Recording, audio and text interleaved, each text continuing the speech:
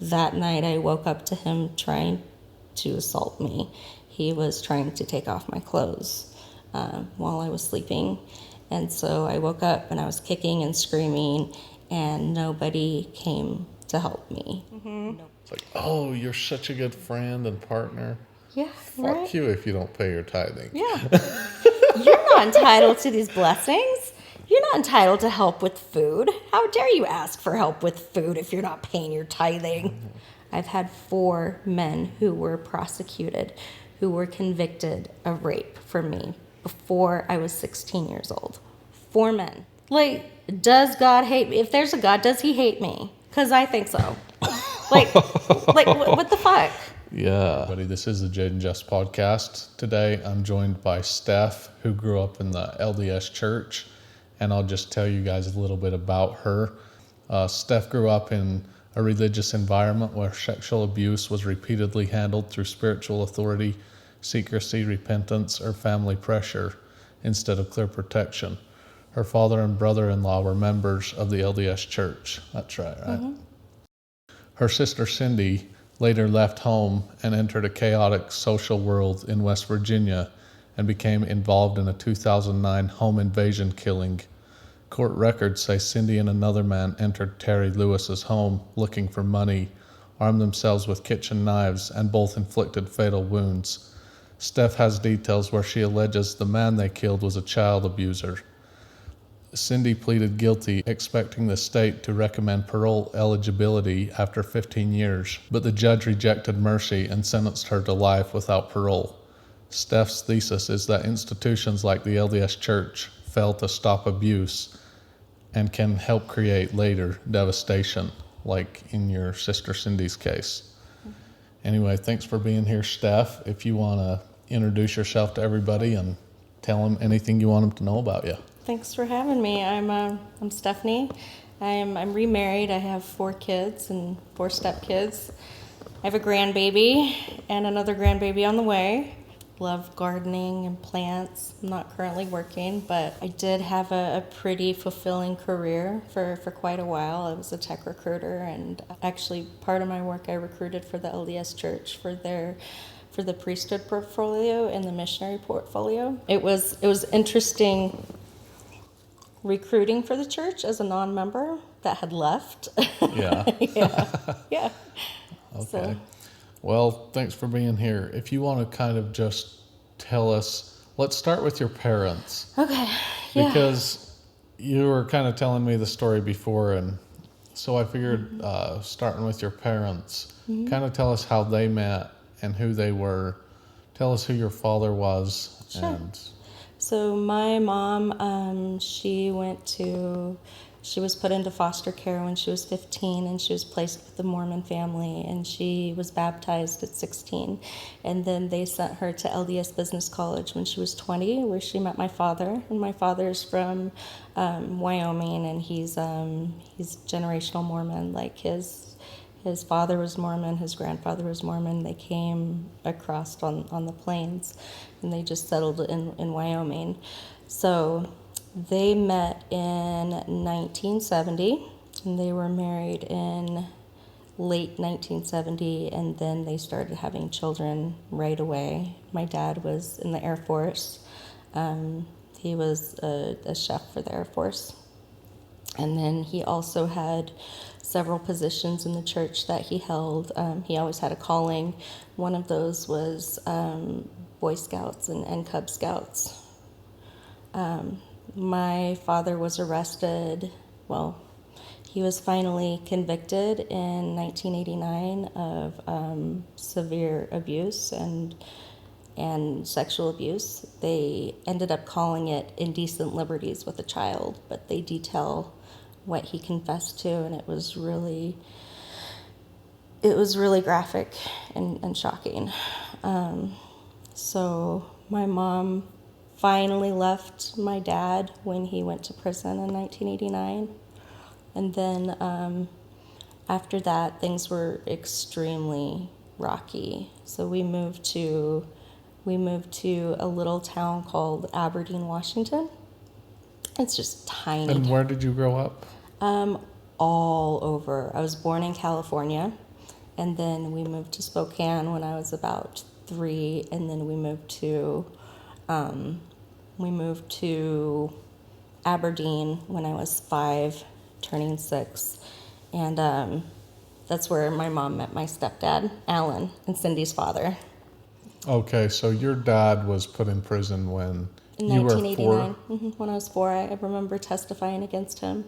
I don't remember like specific details of what I said, but I remember it.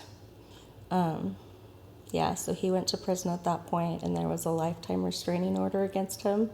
So he wasn't allowed to contact any of his children because of the extent of the abuse. And it went all the way to the Spokane Supreme Court, and it was a really bad case. He had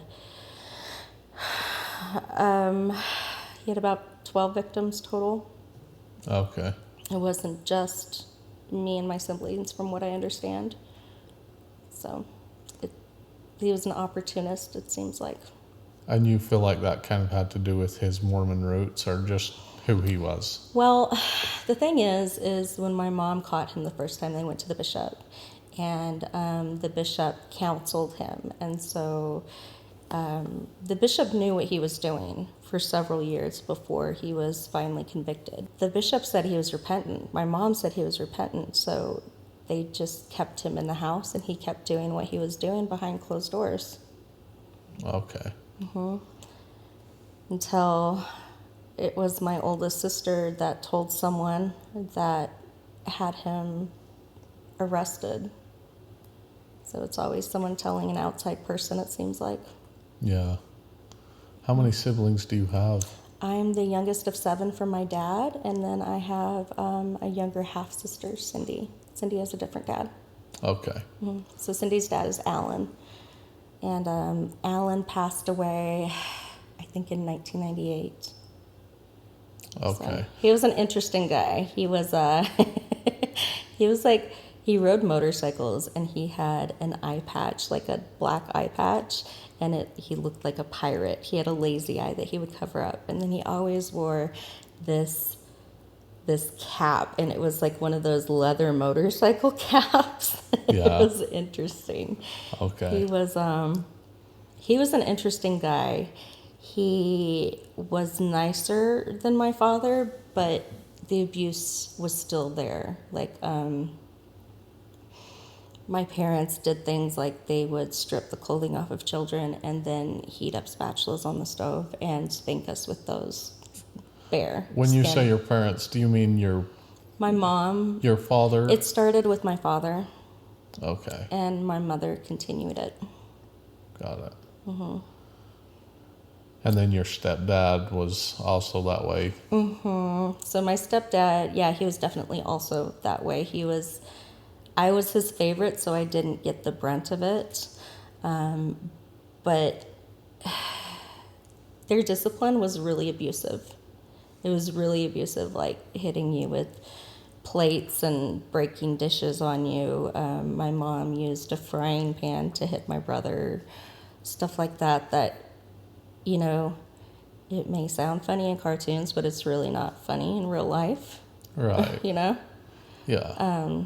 So there's an incident with my stepfather where my sister, that's just directly older than we were climbing a tree outside of their bedroom.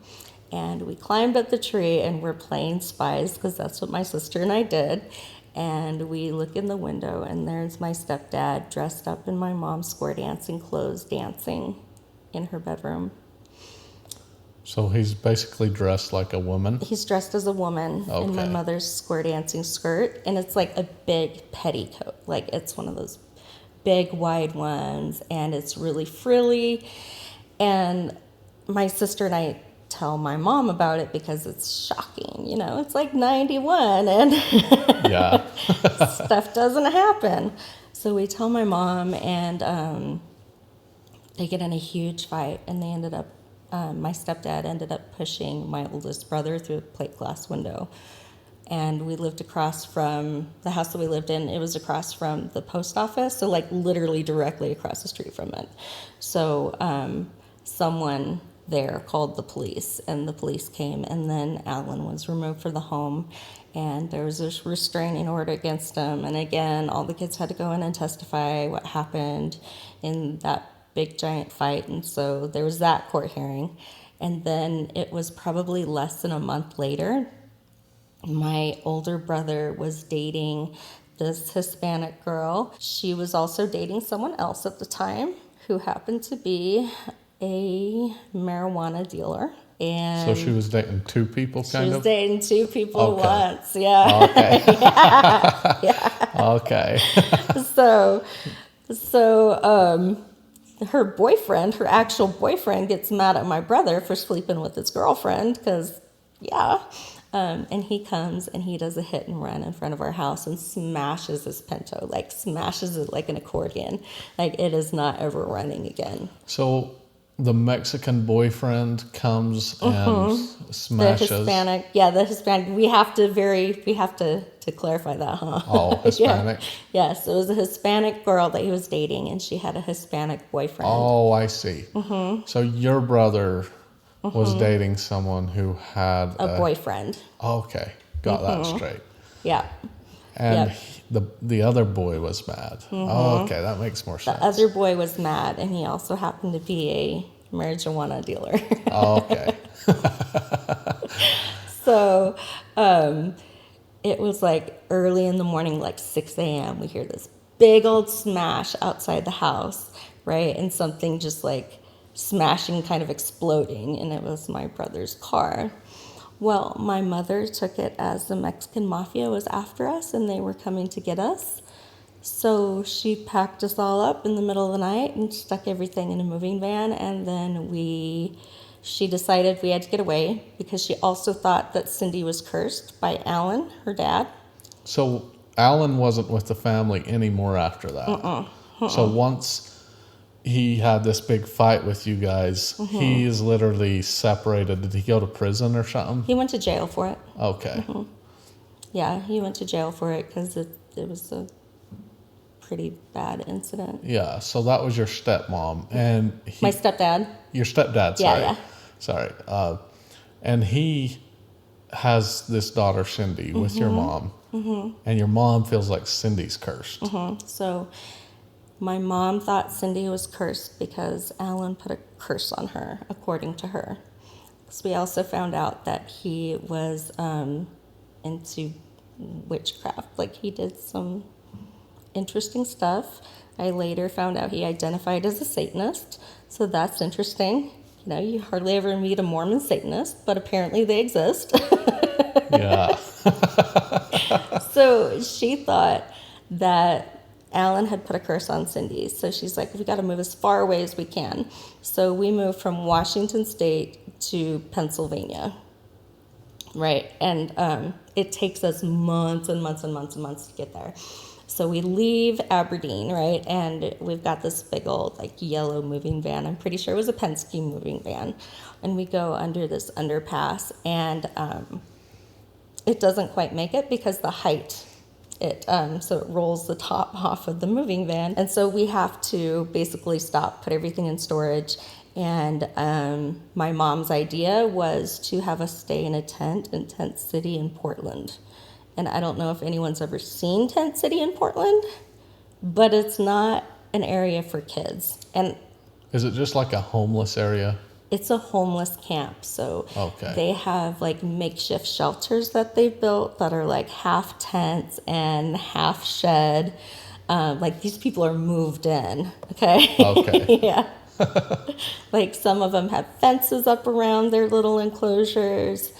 But it's really not the safest area because it's lawless. People aren't following the laws in there.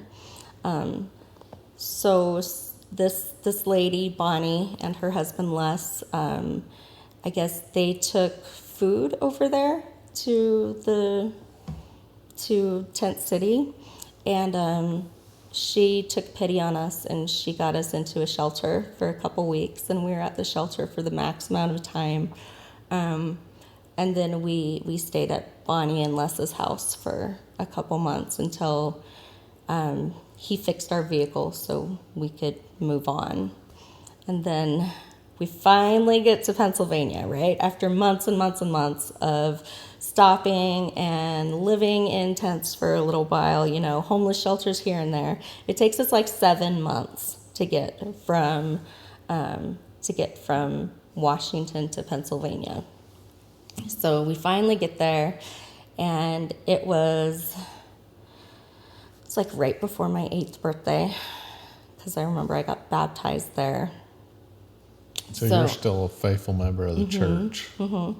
Yeah, your mom's really into it, isn't she? My mom was super into it. Yeah. My mom, she died a full believer. Really? Yeah. Like, she had to get cremated in her garments, and that was her wish. Yeah, so she was super in the church, and she thought, well, the Lord is going to protect us. Or do LDS people get cremated? Oh, okay. Sometimes. Yeah. It's one of those things where it's, I don't know, some people think that if you get cremated, you have no body to come back to at the resurrection. Yeah. So. Okay. I don't know. Yeah. So we are in Pennsylvania for like a year and a half at this point, right? And my sister and I are watching out the window, right? Like we do, because we're spies, remember? It's called the Black Cats Club. Okay. That's what we called it. So we were watching out the window again, and we lived in low-income housing in this really tiny town in Uniontown, Pennsylvania, right? So there's this low-income housing, and then down the alleyway there's a bar, and then there's like a fence, right? So everyone would just go down the alleyway past our houses because it was easy. So we're watching out the window this one night, and these two men get in a fight from the bar, and they're drunk, and the guy ends up killing the other guy. So my sister and I are watching at this point, right? And we go run and get my mom, and my mom goes, "It's the Mexican mafia." Right? Yeah. She's like, "They found us." So we pack up and we move in the middle of the night again. But this time we moved to Utah because Utah is the home of the church, and my mom really liked Utah. So we get here, and we are staying at it's called the All-Star Motel, and across the street is the Rancho Motel. And people who are from Salt Lake will know what I'm talking about, because the Rancho Motel was constantly being raided for human trafficking. Oh, really? It was a dangerous area, like totally dangerous. But that is where the LDS church would put the homeless people. They would put them up in the All-Star Motel. So we're staying there, and we get in the car, and we're driving around the avenues and looking at houses because we're homeless, and, you got a dream, right? So we're in the avenues, and we get hit by this Hispanic driver. Yeah. Your mom really is attracting these. So we're there. First of all, it's a pretty bad accident, okay? So, I go through the windshield, right? Oh, really? And I kind of remember it. I remember hitting the ground and then running, running as fast as I could. And then some people, catching me and holding me down, and waiting for the paramedics to come. So I ended up, I broke my collarbone, and they thought I had a hairline fracture in my neck. Okay, so I'm at Primary Children's Hospital, and the bishop comes in, and they're like, "We just took x-rays, and the bishop wants to give you a blessing." So the bishop gives me a blessing, and then they took more x-rays, and they misdiagnosed my break. It wasn't a full break. It was a hairline fracture in my collarbone and my neck. So my mom totally believed that God had just healed me. Okay. Right? Like, totally believed that, and she wanted me to believe it too. And I did for a long time. Like, I thought that was it. You know, God really did love me because he healed me. I mean, I had a broken collarbone and then I had a hairline fracture. How does that happen? It must be a miracle, right? Yeah, totally. Yeah. Yep, that sounds accurate. It was a misdiagnosis. But it was probably, 4 months after that. We're finally in a house at this point. Finally in a house, and it is over by it's not too far from the All-Star Motel, okay? It's over by the old Salt Lake Community Campus, like the original one. Okay. And again, not a very safe area. Not safe at all. And we're all going to school like normal. Things are pretty good. I've made friends, and my brother was dating not my oldest brother. He's like the youngest brother. Anyway, he was dating a girl, and we're gonna call her L, okay? Okay. Just to give her some privacy. Yeah. So my brother was dating a girl named L, and he was 16, almost 17, right? So he didn't come home for curfew on time, and my mom went to his girlfriend L's house to look for my brother E, right? So my mom, this is on February 1st, 1995, by the way, okay? So my mom was talking to L's dad, and next thing we know, on February 14th, 1995, exactly 13 days later, they got married. They got married. They knew each other for 13 days and got married, which made E and L stepbrother and stepsister now, who are also dating. Okay. Can you explain that a little bit better? Because I don't understand the stepbrother. So E is Okay. from my mom's. Yeah. He's He's your full brother? He's my full brother. Okay. So E is my brother. L is Mike's daughter. And yeah. Mike is your mom's first husband? My mom's last husband. Last husband. Oh, he's Alan. No. Alan's the middle husband. Oh, so there's another one. Yeah, sorry. I missed this sorry, one. They got divorced. they got divorced when he went to jail again. Okay. So, yeah. So when Alan went to jail and my mom decided that we had to move to Pennsylvania, she filed for divorce and did all that. So. And then she married another guy. And then she married Mike, which is L's dad. So they met because E and L were dating at school. Oh. And E did not come home for curfew on time. So my mother went to go get E, started talking with L's dad, and 13 days later, they got married. Your mom got married. Oh, I see. I thought you were saying your brother and No, my mom married L's dad. No. And so it made crazy. them stepbrother and stepsister living in the same house, right? But they were dating first. Yeah, that is crazy. They had been dating for months.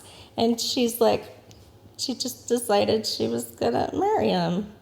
So now we know there's no boundaries at all. Yeah. That is one way to ruin your child's dating life. Right? So at school, they're like, you're sleeping with your stepsister. I can't imagine that. Oh my gosh. Yeah. I cannot imagine that. So at that point, when they got married, Mike, my stepdad, his 3 girls moved in with us. And this is kind of important. So the oldest was already married, and she had a baby girl, and the baby girl was she was almost a year when I met them. And then there was another daughter, Elizabeth. She passed away. She's the same age as my next to the oldest brother, right? And then Elle, she is the same age as my brother E. So that's why they were dating. Yeah. So they all move in, and now we have like 13 people in a 3-bedroom house because you got to pack them in like sardines, right? Yeah. Keeping it Mormon. Yeah, keeping it Mormon, right? So that's when I meet my my abuser that we're going to discuss, Richard. So Richard was married to my stepsister, who's still alive, so I'm going to give her a little bit of privacy, even though I don't really want to, right? Okay. Okay. So just to clarify, your original dad, he was abusive sexually. Mm-hmm. But, And physically. But he went to prison when you were 4. Mm-hmm. Then your next dad came along, who was Alan. Mm-hmm. And he was very physically abusive, and he went to prison when I was 6. And he was a Satanist. Mm-hmm. A Mormon Satanist. Yeah. Yes. Wow. Yes. That is very odd. Right? Yeah. Right? Okay. And then Mike now. Mm-hmm. And then Mike now, which is my mother's 3rd husband. Okay. Mm-hmm. And then Richard is who exactly? Richard is Mike's oldest daughter. It's her husband. Okay. Mm-hmm. So. Got it. They're living in the house too. And Richard is a very touchy person. He was always picking up the kids, holding the kids, tickling the kids, always putting his hands where they didn't belong. And that was before he moved in, I started screaming. So anyway, when he got there, like, he would always just try and tickle me, and he went for the groin area so he could access areas that he wanted with his hands. So I would start screaming bloody murder, right? And he would eventually leave me alone. But I found out that he didn't leave the younger ones alone. So he essentially switched his focus from me to someone who wouldn't scream, which was my younger sister. I was 10, so she was 4 at the time. And this is Cindy. And this is Cindy. Mm-hmm. So he switched his attention to Cindy, and then his own stepdaughter and his own children. And so, let's see here. Also that year, no, it wasn't that year, it was the next year that I turned 11. My mother and my stepfather decided to take us all out of school. And the reason was because it was my fault. I would go to school and I would say, hey, this bruise is from my stepdad, and this is what so-and-so did to me, and I don't want to stay in my home, right? So I would tell these teachers, I need to get away, I need to escape. And so child services would come out, and we would end up moving in the middle of the night again. So, like, we would move in the middle of the night, and that started in Washington. And I believe every time we moved in the middle of the night is because child services was called. And I was already a victim, when I was 4. And so I should have been tracked by the state of Washington, right? Like, I should have been getting care from the state of Washington. But she wasn't adhering to those, to the care plans. Does that make sense? Yeah. Mm-hmm. Okay. So essentially, she could have been kidnapping us from the state every time she moved. Oh, I see. Mm-hmm. Yeah. Yeah. So 11. So she wasn't running from the Mexican cartel anymore. Not then, yeah. Okay. Yeah. For some reason, the Mexican mafia left her alone now, now that we're in Utah, which is funny because we have a really good-sized Hispanic population here. Yeah. So we're no longer being chased by the Mexican mafia, and my mom, she wants to get this business storefront going, right? Because she loves to have her own businesses. She makes baby clothes, she does crafts, like all sorts of things. And so she gets this little shop at a place called the Business Habitat in North Salt Lake. Well, she couldn't pay for it because we're poor, right? So somehow, I'm not sure whose suggestion it was, but somehow my siblings and I became currency to work for that storefront. So we started off with just janitorial work, like cleaning the business habitat. And then we also, like, every year from October to, I don't know, end of December, like, we would work on selling mistletoe. Do you know what mistletoe is? I don't. Okay, so they call it the Christmas kissing plant. It's a parasite that grows in oak trees. So I don't know, it's kind of pretty. It's leafy. Anyway, it's for Christmas time. So we would drive down from Utah to Oregon to harvest the mistletoe from the trees. So that would entail me and my older sister climbing up the trees with knives and cutting down the mistletoe, right? Not safe. Yeah. And then eventually we got like this big stick and they tied a knife onto that and we'd just kind of, cut up higher if we couldn't reach them. And then we would come home, we'd bring all the stuff back, we'd package it and stick it in the freezer, and then it would last until like Christmas time in the freezer. So from like the day after Thanksgiving until Christmas Eve, we would go, my sister, my older one that's just barely older than me, she and I would go door to door selling mistletoe. So your mom bought a storefront, but she couldn't like make the payment or something. And so how did that turn into you guys doing? We had to start doing janitorial work. So the owner of the building traded our labor for the storefront. Oh, so I see. it was three of us. Cindy was too young to work because she was like only 5 at that point, right? She's more hindrance than help. So it was me, my sister that's 3 years older than me, and then my brother that is 5 years older than me that were working it. So they could have legally hired my brother because he was 16 at that time, but he chose not to. So the owner, Eric, his name's Eric Hale, he decided that, yeah, it was great. We would just work for him.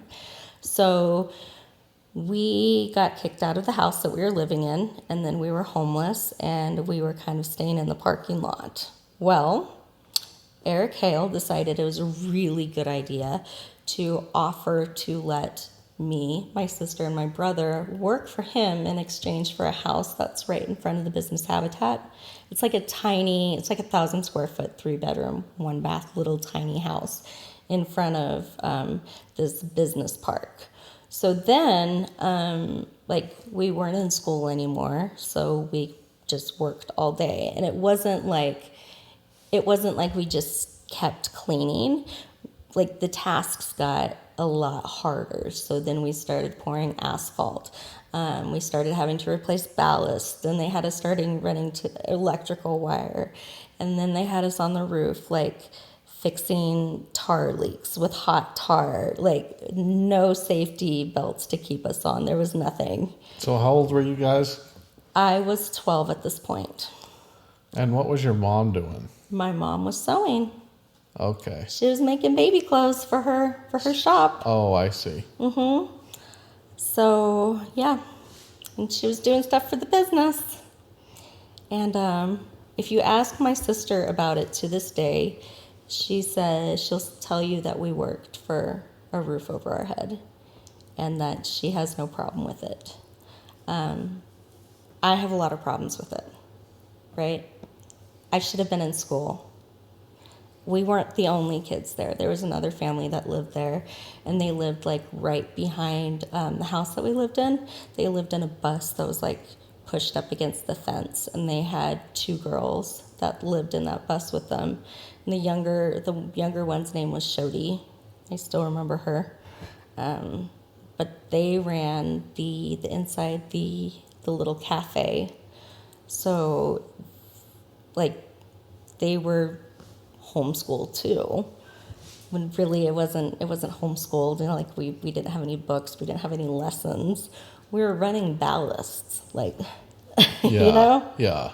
I cannot wrap my mind around how a grown man who was in the stake presidency, because this man, like, he was the first or second counselor in the stake presidency, he could have helped us, right? He could have helped us, but he chose not to. He chose to use us for work, and he chose to continue to exploit us and to keep us out of school. Yeah, so you're really in the LDS community. Your mom's really, she's a really faithful believer. And then Mike's probably LDS. He's LDS. We go to church every Sunday. And then this Richard guy's probably LDS. He's LDS. Okay. And He then was born and raised LDS in Arizona. And then this storefront is the stake president. So Okay. owned by an LDS person. Yeah. Yep. Yeah, the business habitat is over by, you know, North Salt Lake where they have the turtle dome.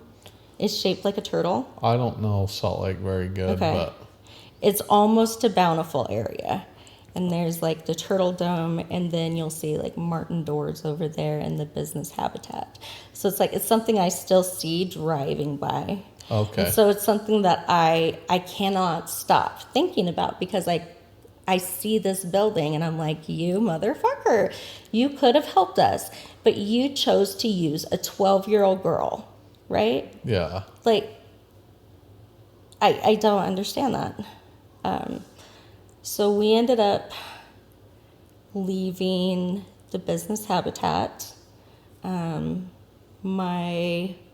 Another one of my brothers got in a fight with my stepdad, and my stepdad's way of getting your attention was to grab you by the throat and shove you up against the wall and like hold you there. So he did that to my brother, and he was 16 at this point. Well, he kicked him and broke his ribs. You know, fair fight, right? Yeah. Big old fat guy choking you up against the wall, you have every right to fight back. Well, they didn't think so. So they literally packed up in the middle of the night, and we moved without him. I have no idea where he was. You just moved away from We him? just moved away from him. We just left him. He was 16. And they just left him, like leaving the problem. So your mom and Mike just packed their stuff up. And then it was me, my older sister, and younger sister from then on. They just abandoned him, flat out abandoned him. So what did you do with the storefront and all that? My mom put that stuff in storage.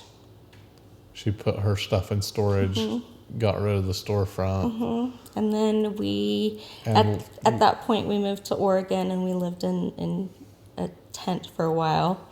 And then... Was there more to it than just this 16-year-old breaking the ribs, or?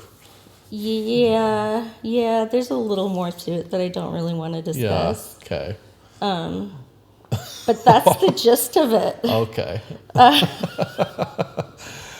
I can't tell if your mom is like a little bit crazy or... Oh, yeah, she is. Okay. Like, with my mom, you obey the first time. You don't get told twice. Because if you didn't obey the first time, or if you talk back, she was going to hit you in the mouth, right? Yeah, I was going to say she seems to have an interesting choice in men. Yeah, she does. She does. I have no idea why or how she ended up with my last stepdad. It was insane. So we're in Alsea, Oregon now, right? And it's outside Corvallis. And we're staying in this campground. It's really pretty. Well, the ranger there took pity on us again because there's 3 girls living in a tent. Like, the 3 of us girls were living in a tent, and then the parents got the van, right?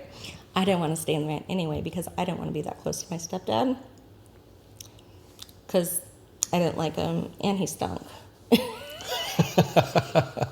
Okay. So it was like, he was a big guy. I mean, like a big guy. Like, he was over 500 pounds.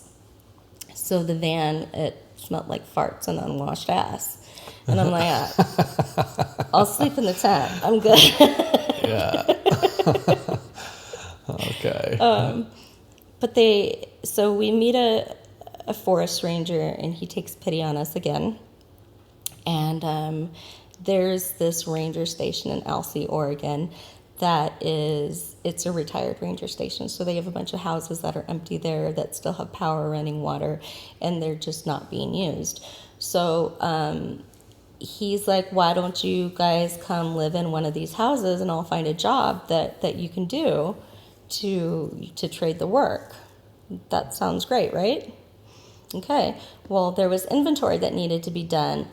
Again, it wasn't this ranger that did it, though. So this ranger hired on my stepdad to do inventory, but it was my sister and I that did the inventory instead of my parents. And then when things happened there, like, they were extremely abusive, just extremely abusive. Like, you can't do anything good enough. You can't do it quite right. If you don't do it exactly how they say, it's not the right way. So, like, I was constantly getting hit upside the head, constantly getting hit and just having to do stuff I didn't want to do. So were they just over in their van? Yeah. And then and you guys were doing the work, or? Yeah. Okay. Yeah. Yeah. My stepdad, he would say quite often, children are for work because they're closer to the ground. Okay. What a nice guy, huh? Yeah. Yeah. So I finally get the nerve up and I tell another young women's leader, like, I don't want to stay here. I'm not safe. I'm getting hit all the time, and I don't want to stay with my parents, right? So I run away again, and then we move, right? And we move back to Utah for a little bit. So you were going to run away, but we moved. Okay. So during all this time, you attend the church events. Your mom is, We go to church devoutly every going. Sunday, Okay. whether we're homeless or not. Got it. Every Sunday, right? Mike and everybody. Everybody. Who's sitting in his van. And Mike loves gospel doctrine. Loves it. He was a gospel doctrine teacher because he loves church history. He loved Joseph Smith and Brigham Young so much, right? Just really admired those guys. And somehow he just thought it was great to sit in the van while you guys worked. I think he was so fat he couldn't move. Okay. So, yeah, like, he was just always sitting. Like, we would get, for selling mistletoe, they would drop us off in these neighborhoods.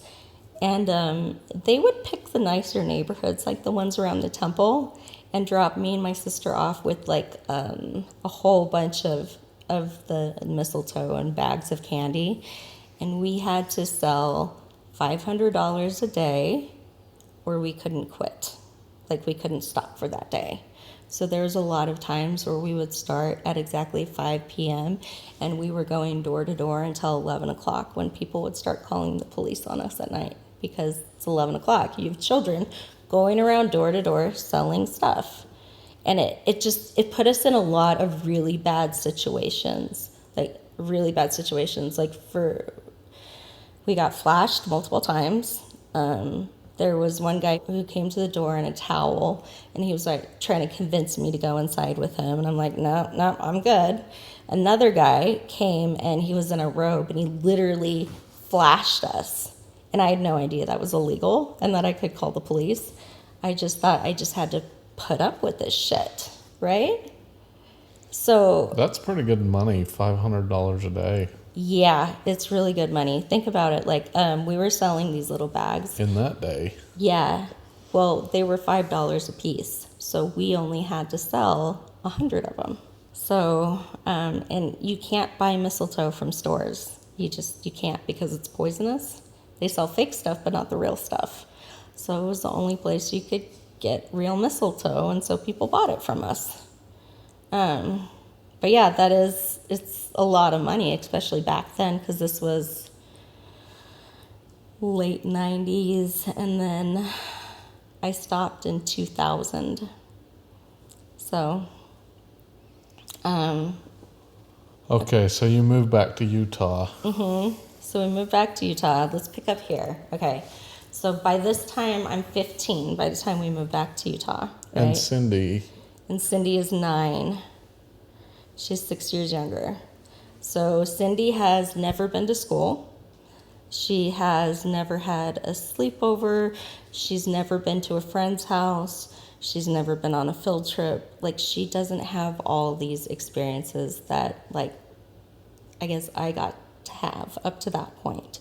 Because I was 10 when I was taken out of school. Does your mom still believe 11. she has like this curse from Alan? I'm not sure. I'm not sure when she Okay. thought the curse was lifted, right? But she totally thought that Cindy was cursed from Alan. So, okay, so I'm 15, and we're back in Salt Lake City, and we're living on North Temple. It's like actually directly across from the Christmas box house, but I had no idea what that was. So, so we're living there in that house, and my sister got married that November, like the month before. So it's just me selling mistletoe door to door now, and it's just me taking care of the house. And it's just me cooking dinner for everyone. And it's just me watching my stepsister's kids, you know. And I had started getting like these really creepy emails, and I didn't know where they were coming from. And they really spooked me. And then it was like right before Christmas. So I remember like I had just gotten home from selling mistletoe, and it was like 10 o'clock at night. And I remember standing there in the kitchen and trying to get something to eat. And my stepsister's husband, he was just like staring at me and looking at me. And I felt really weird. So I went to bed. And that night I woke up to him trying to assault me. He was trying to take off my clothes while I was sleeping. And so I woke up and I was kicking and screaming, and nobody came to help me. Nobody bothered to check what was going on. So he stopped because I'm screaming and kicking, of course. And then I called my young women's leader because I was scared out of my mind. I knew my parents weren't going to help me. They knew what was going on. And they said that he was sleepwalking. They said that I misinterpreted his touch. They said that, and then they just said it was my fault, that I somehow seduced him. So it was the night of the 23rd that he was arrested. It was the night of the 23rd, so this must have happened on the 22nd. So he was arrested the night of the 23rd, and when I got home from... So you told the young woman's leader. I told the young woman's leader what happened to me, and she came over and she got the emails and forwarded them so she could prove what was going on. And Did you just have like a computer or something? It was a downstairs PC that everyone used. Okay. It was actually my mom's. Yeah. So I tell my young women's leader, she picks me up and gets like copies of the emails and takes me to the police station, and I do the police report, and then she has to take me home. Well, when I got home, my parents stuck me in a closet, like in a dark closet, and they're like, you don't deserve anything. It's your fault that these kids won't have a father anymore. How could you do this? Like, he was sleepwalking. You misinterpreted it. Like, all this stuff over and over again. They wanted me to recant, and I wouldn't recant because he assaulted me, right?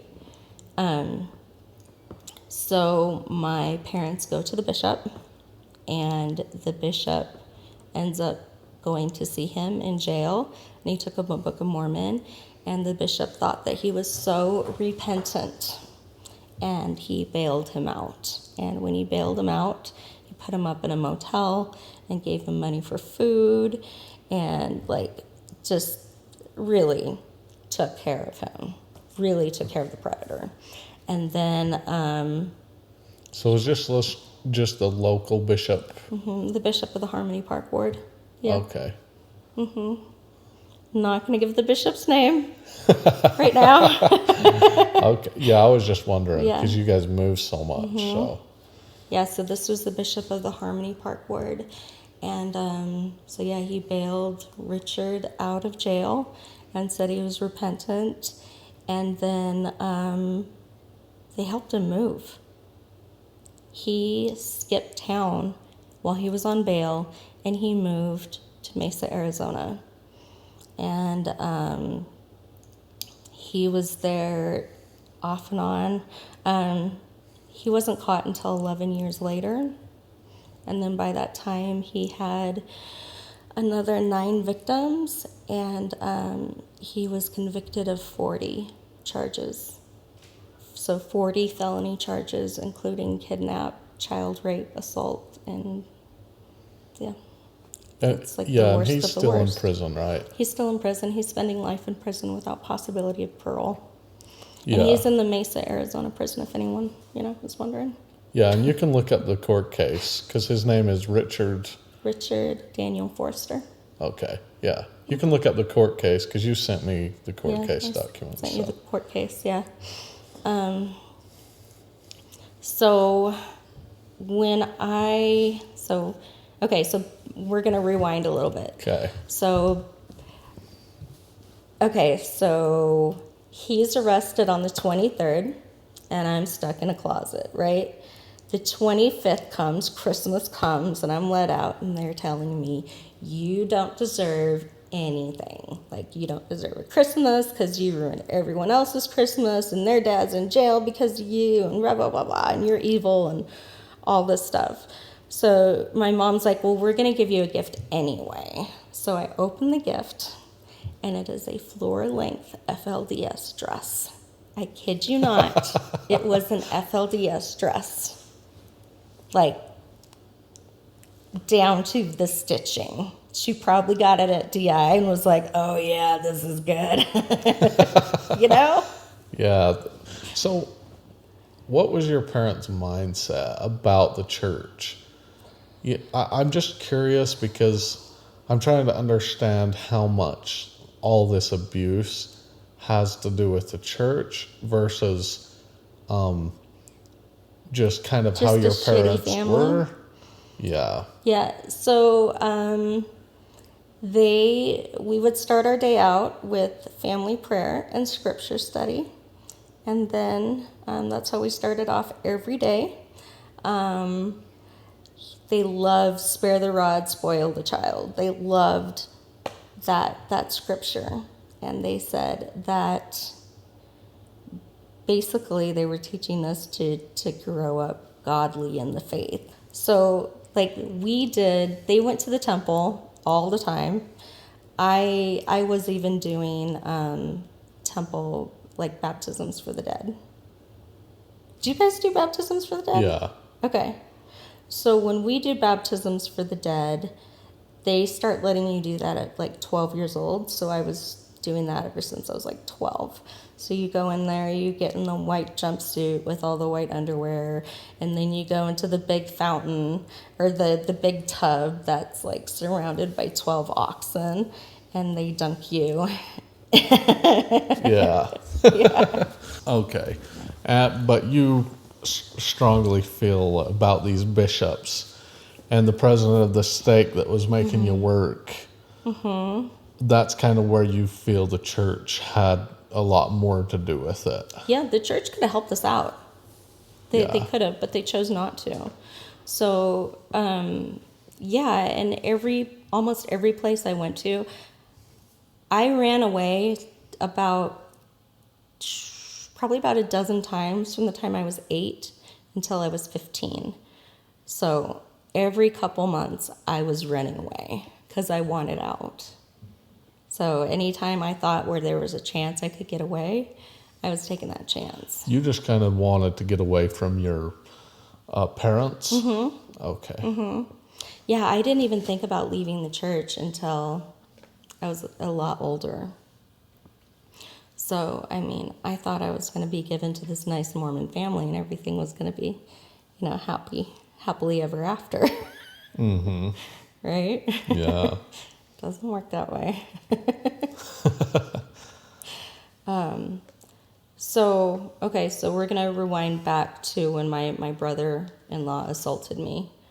So, after I got that dress, I decided I had to leave. I couldn't stay anymore. I was going to run away. I had no idea what that meant, but I didn't think it was going to be good, and I knew I was not going to enjoy it, right? So, So you're 15. I'm 15 still. It's right before my 16th birthday. So it's like the 26th and I turned 16 on the 28th. So Is this in 2000? Around 2000? it's in 2000. Yep. And by the way, there was nothing happened in 2000. Like we moved to Idaho because my mom thought that the city was going to explode. She thought the city was going to explode and there was going to be fires all over and like earthquakes. I don't know exactly where she got that from, but she thought that it was going to happen. So yeah, we were in American Falls for Okay. for that. Yeah. Yeah, in Idaho. So the 26th of December, like the day after Christmas, I'm sitting there and I'm like, I've got to run. And I wasn't allowed to call anyone. I wasn't allowed to interact with anyone. They were withholding food at that point because that's another, it seems like that's another really Mormon punishment is to withhold food from children. And they like to call it fasting. So I really don't see a need in withholding food. I mean, that's a really weird punishment, right? Yeah, it is. Like super weird Is this punishment. because you reported Richard? Just because I reported Richard to the police and I wouldn't recant. So I didn't deserve anything, right? Not even to be fed.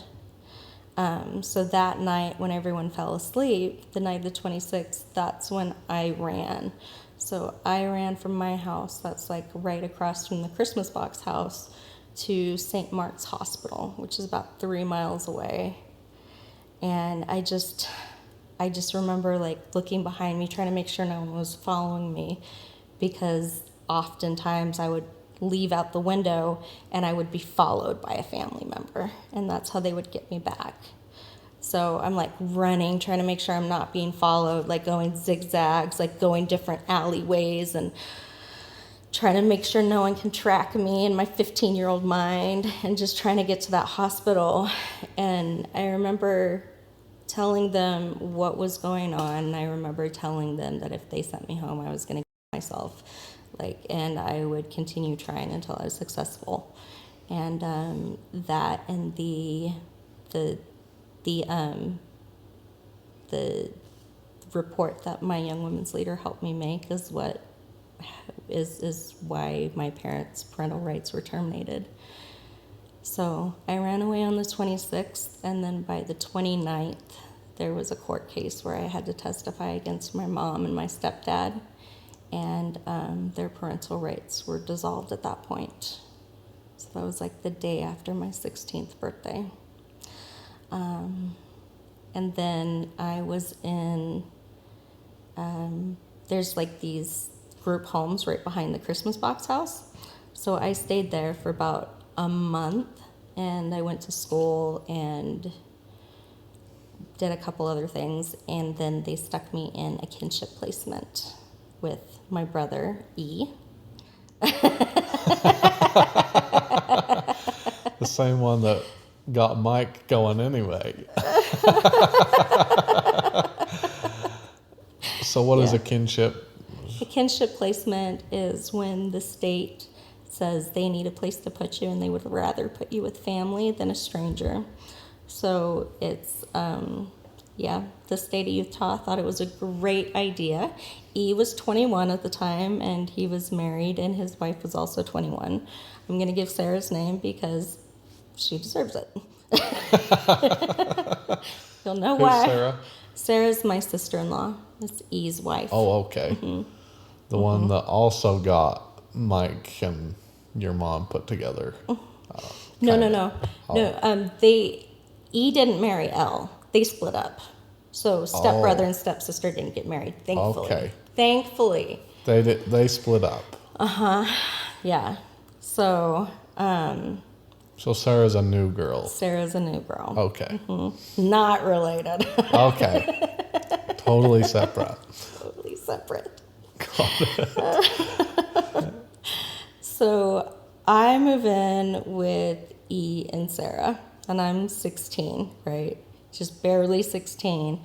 And I'm trying to figure things out, and I get put into school, like to high school. I haven't been to school since I was in 5th grade, right? And so here I am trying to figure out lockers and trying to figure out like how to act and what to do in school, and just generally trying to keep up. And then E got a job in Pensacola working for the EPA. So we move out to Pensacola, E and Sarah, right? So we get out there in August of the same year, right? It's 2001. So he's had me for a whopping 7 months now. And as soon as we move out there, like he got a really nice place too. In Pensacola, in the early 2000s, he bought a 3-bedroom, 2-bathroom house with a pool for $82,000. Wow. Right? Yeah. So amazing. It was like a nice house. He made friends with the young men's president like as soon as we moved there. And Milton, it was like literally the week that we moved there. They kind of hit it off. So Milton was living in an apartment, and he was 28. He was a 2nd lieutenant, and he was in flight school. Okay, who's Milton? Milton is the young men's president in Pensacola. Okay. Mm-hmm. Is this in Utah? Florida. Florida. Mm-hmm. Okay, I didn't know where that was. Yep, so we moved from Utah to Florida. And it's like this really interesting area. There's beaches nearby, but there's like this huge Navy presence, and they have the Air Force flight school there too. So there's a ton of military guys. Well, Milton was the young men's president. So why did your brother move there? Because he got a job with the EPA doing water testing. Okay. Because Florida has horrible water. They have horribly polluted water, right? So we were doing that. Anyway, so Milton is 28. He's 2nd lieutenant. He's in flight school. He's in the Air Force, right? So he's at our house all the time. And he's doing his laundry there, and he was asking me, well, how do I get these stains out? How do I do this with the laundry? So this is the house that he bought for $82,000. Mm-hmm. Okay. Mm-hmm. Yeah. And he's the young men's president. Mm-hmm. Interesting. Yep. Okay. Okay, keep going. The laundry. So Milton would come over and do his laundry, and it would take several hours. So he would sit there with me on the couch, and he's like, "You're so smart. I can't believe that you were able to catch up without being in school for all this time. Wow, you're so intelligent. You're so beautiful. Wow, like, I'm just so amazed by you. You're so smart," right? And then he lived across from PJC, which is Pensacola Junior College, and that's where I was going to school because we moved out to Florida, and I didn't have any credits whatsoever. And they're like, "Well, we can put you back in 9th grade." And I'm like, I'm 16. I don't want to go to 9th grade, right? So I went to an adult high school, and it was right across from the church. And then his apartment was down the street, maybe half a block from the church and down. So it was really convenient for him to come pick me up and take me wherever I wanted. And so he did that. Like, he would offer me rides, and I would call him to pick me up. And then he started, like, taking me to base. He's like, "Hey, you want to run this errand with me?" And so I'd go and run errands with him, and he'd take me to lunch. And he's like, "You want to see a movie?" I'm like, "Sure, I'll go see a movie." And so I'd go see a movie with him. And then he started, like, buying me clothes. He's like, "There's no one taking care of you, so, let me help you." And then it became, like, a sexual relationship, right? And he's telling me he's going to marry me. And I thought that I had, like, scored big, right? I think, wow, I found this really great guy. He's super smart, and he's going to be a pilot, right? Nope, I found a file. So I'm being pressured from my sister-in-law, Sarah. So you're 16. I'm 16 at this point. And he's 28. okay. 28, almost 29. And everywhere you guys go, you just go to the church because you're just right there by the church again. Okay. Interesting. Yep. So I would walk to the church and try and get a ride home because it was directly across from the church. So I would sit there a lot of the time while the boys were playing basketball and just sit there and wait for a ride. I didn't think I was doing anything wrong. I needed a parent to look out for me, Yeah. But I didn't have one. So Milton is saying things like he's going to marry me and he loves me so much and I'm so incredibly smart and all this stuff. And I just have to wait a little while because, it'll be better if we wait a little while. So I'm asking my friends for advice because Sarah is pushing me to get married, right? Every boy I bring home, Sarah asks, "Are you going to marry her?" Right? Like, the weirdest thing ever. Who asks a 16-year-old's boyfriend, "Are you going to marry her?" Like, what the fuck? So is Sarah, how old is she? Like 21 too? She's also 21. Yeah. And they're married. And they're married. Okay. And they have no kids yet. I'm their kid. Got it. I called him my brother dad. My brother dad and sister mom. Because he had guardianship of me. He had legal guardianship. Got it. Yeah, because the state, they dissolved my mom and stepdad's parental rights. So they had no rights over me. I was a ward of the state of Utah. That was now in Florida. Got it. Yeah. So we're there, and I'm dating Milton, and I'd kind of dated another boy too. He was my age, and we met in September, right? So we met in September. We hung out and kind of dated, did whatever. And he went to basic in January. So that's September, October, November, December. It was literally 3 months and some change that I knew him before he went to basic. And then you can't see them in basic. It's not like you're gonna write to them, and it's not like you're gonna call them or whatever. So you just don't. I just didn't see him for months and months and months. And then, so I go to in like April, I go to my friend and I'm asking her for advice because Sarah is pushing me to get married. She's like, it's time for you to get married. You need to be thinking about who you're going to marry. To who? To me. Well, does she Sure. have somebody that she wants you to get married to? Or She just... wanted me to marry Milton. Oh. She wanted me to marry Milton. And I thought, this dude wants to control how I dress. I don't want to wear garments. He's going to make me wear garments. I see. And this other boy, he grew up Southern Baptist, which is also very interesting too. He grew up Southern Baptist and didn't have all the weird Mormon things that we had. Like, I could show my shoulders and he didn't think it was slutty. You know, like I could wear normal shorts and he's like, okay, that's fine. You know, whatever. So he wasn't too concerned about how I was dressing, where Milton was more concerned about how I was dressing. And I needed to dress so I could wear garments later too, you know, so I would be ready for that. I see. Yeah. So it's like April and I'm finally 17 now, right? So my birthday is in December.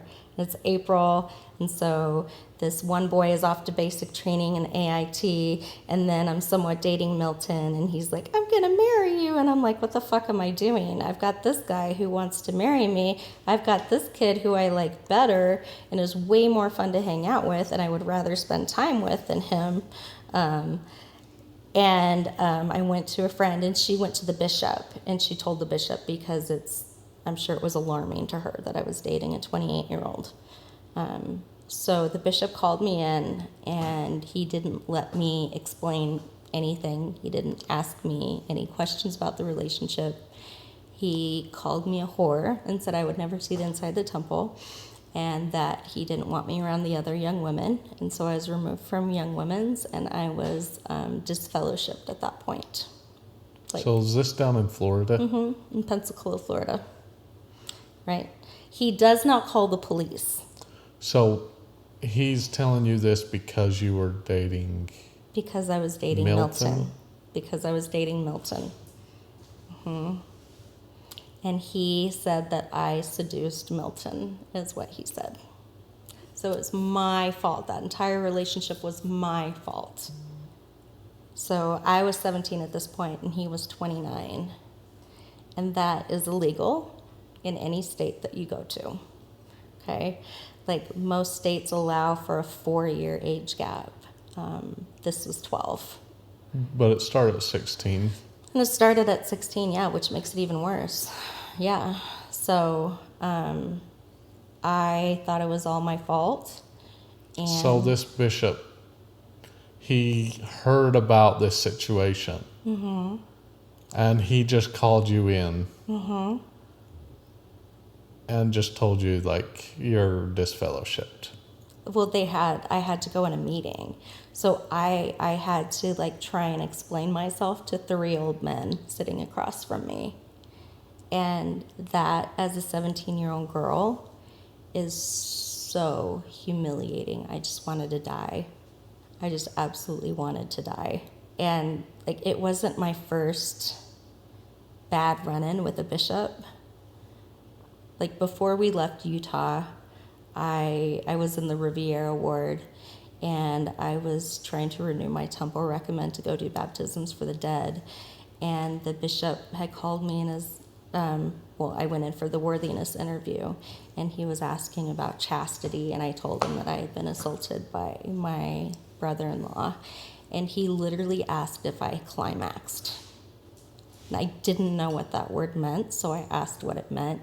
And then he proceeded to explain to me in explicit details what it meant and asked me again if I climaxed. And, like, those are the experiences that I've had with bishops over and over and over again. So if I have 3 different bishops that are asking me sexually explicit, questions, I think there's a lot more bishops that ask sexually explicit questions. Yeah. So so now I'm 17 and I'm disfellowshipped, and it's like April. Well, the other boy that I liked and was kind of seeing, he came back from one of his training in May. He came back to take me to a prom in May. And then in like the end of June, he was done with his training and so Is he a Mormon? he got baptized in basic because of me. Okay. Yeah. So he got baptized in basic because it was the longest church session. And you could get away from basic for the longest time. And I was Mormon. And he's like, hey, guess what? And I'm like, oh. Okay. So he wasn't really Mormon. He just got baptized. And he didn't really understand the entire thing. So did that bishop feel like that made sense to just cut you off the church for having a relationship? Yes. So I was kicked out of Young Women's. I had to go to Relief Society. I didn't want to go to Relief Society because I was 17. It's not fun. I don't want to hang with the old ladies, right? So I kind of stopped going for a little bit. And then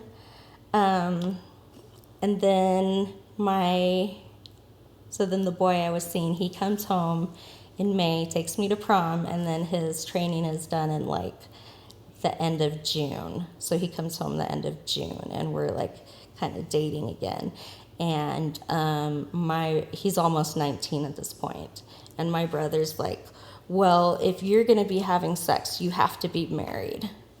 And I'm like, bullshit. So he says, if you don't get married, I am going to turn your boyfriend into the police and have him charged for statutory rape, right? And this is in 2001, and I didn't, there's no Google. I can't just Google that and fact check it. So we ended up getting married less than 2 weeks later. My brother and Sarah drove us up to Enterprise, Alabama. We went in the courthouse. There was just the four of us and the judge there. And that was it. That was my wedding. So your 21-year-old brother tells you that if you're not going to get married, then he's going to report your boyfriend to the police.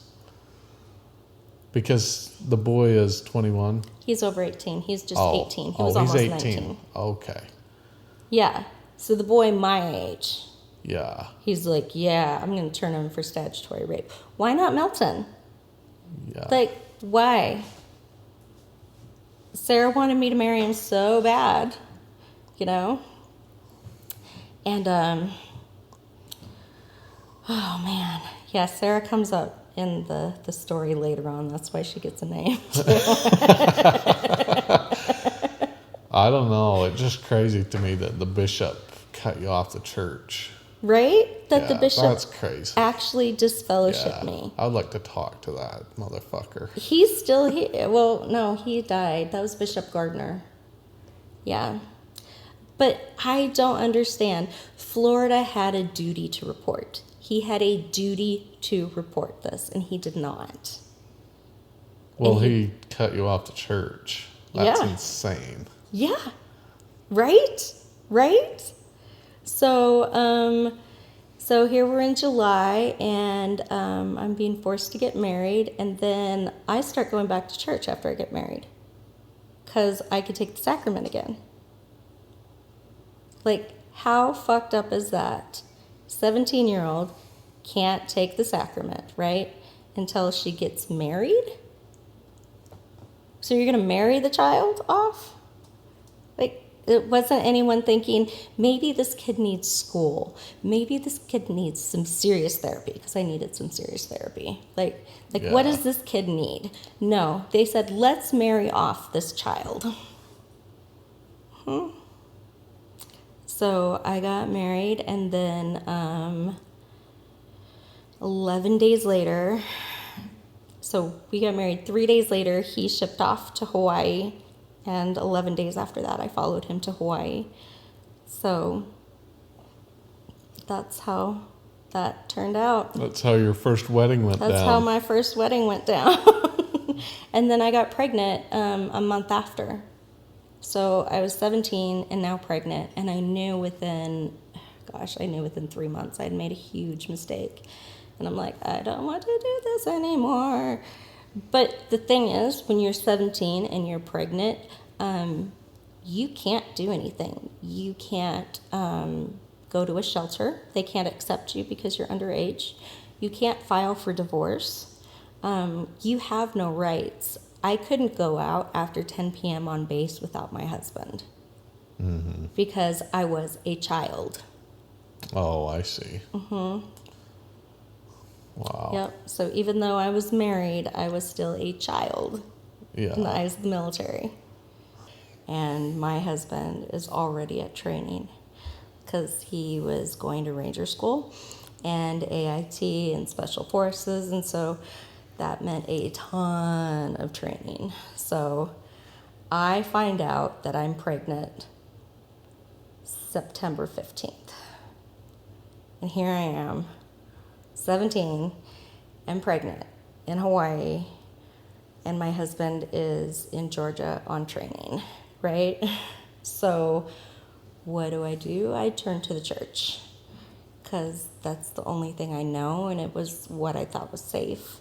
So I kind of dove into the church partly because I had no friends, I had no family there. And then I found out I was pregnant, and I didn't know what I was going to do. I didn't know what I was going to teach my child. I didn't know how I was going to raise her. So I decided that going to church would be the best thing for me to do. So I taught Sunbeams for quite a while. I tried to go to BYU Hawaii. What's Sunbeams? Sunbeams is the 3-year-olds, 3 and 4-year-olds. Oh, Mm-hmm. that's such a fucking church name. Yeah, it is. Yeah, it is. So here I am, a pregnant 17-year-old, teaching the 3-year-olds in primary. That sounds accurate. Yeah. Yeah. Yep. And I thought I was going to go to school because my husband deployed for the first time when my daughter was 7 months old. So I was 18 now in Hawaii, and I had a baby, and I had finally finished up my schooling, and I sent it back to PJC, and I had gotten my diploma. I had gotten a high school diploma. Nice. And that's something I was super, super proud of, because I'm sure that you kind of understand this. When you're out of school for so long, it's so hard to get back into it. And when I left school, I think I was learning fractions. Wow. Yeah. I wasn't even into algebra yet. Yeah. I was in 5th grade. I didn't even make it to 6th grade. That's way back. Yeah.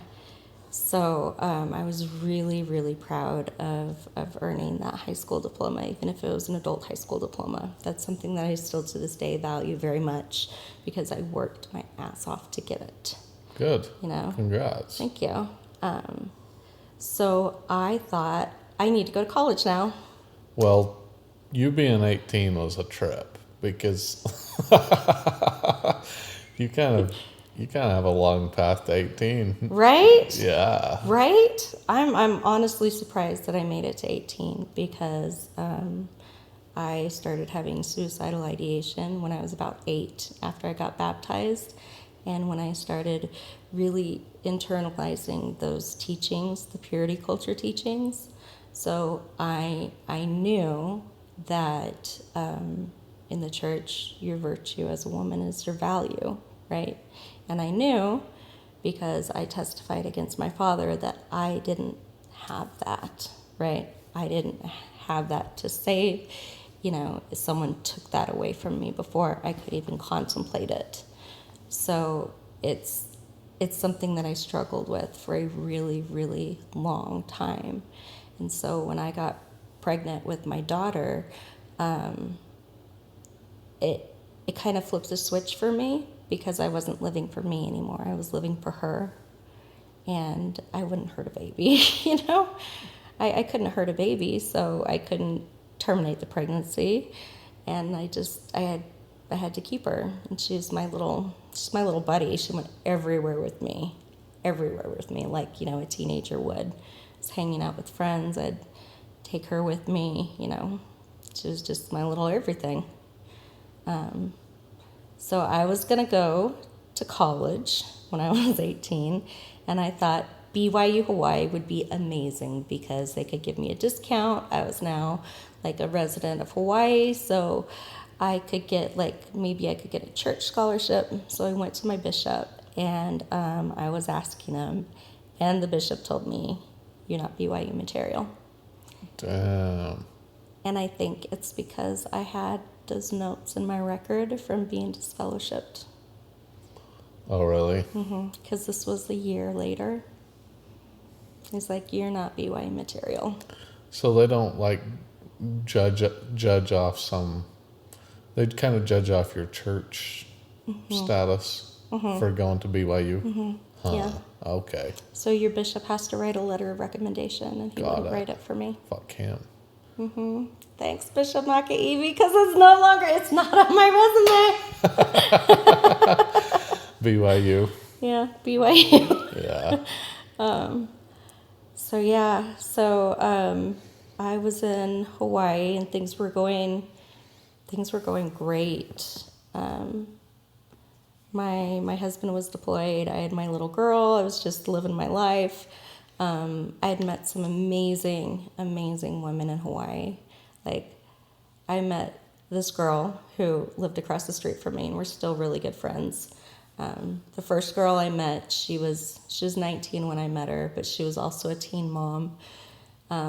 So we connected pretty fast. She was, her baby was like 18 months old, so she was like 18 when I met her. She got married at 16. So we were like... She a Mormon too? No. Okay.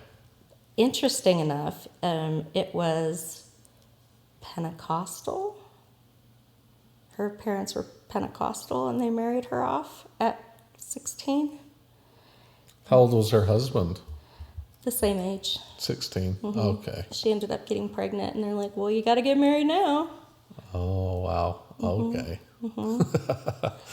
Back then, they're like, that's the solution. You get pregnant, you marry him off at 16. Well, if you're Pentecostal, you probably still do that. Yeah. I think so. But yeah, I met these incredible women. I still keep in touch with several of them today.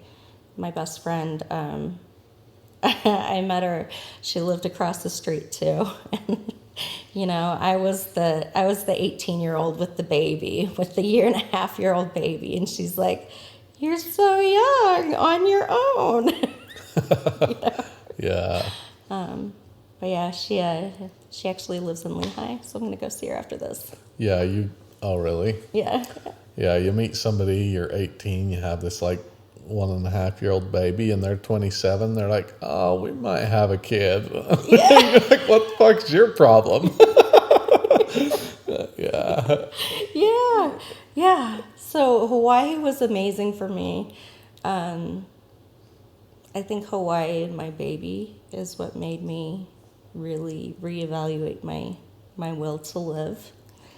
And so things weren't working out between me and my husband because he came from trauma and I came from trauma.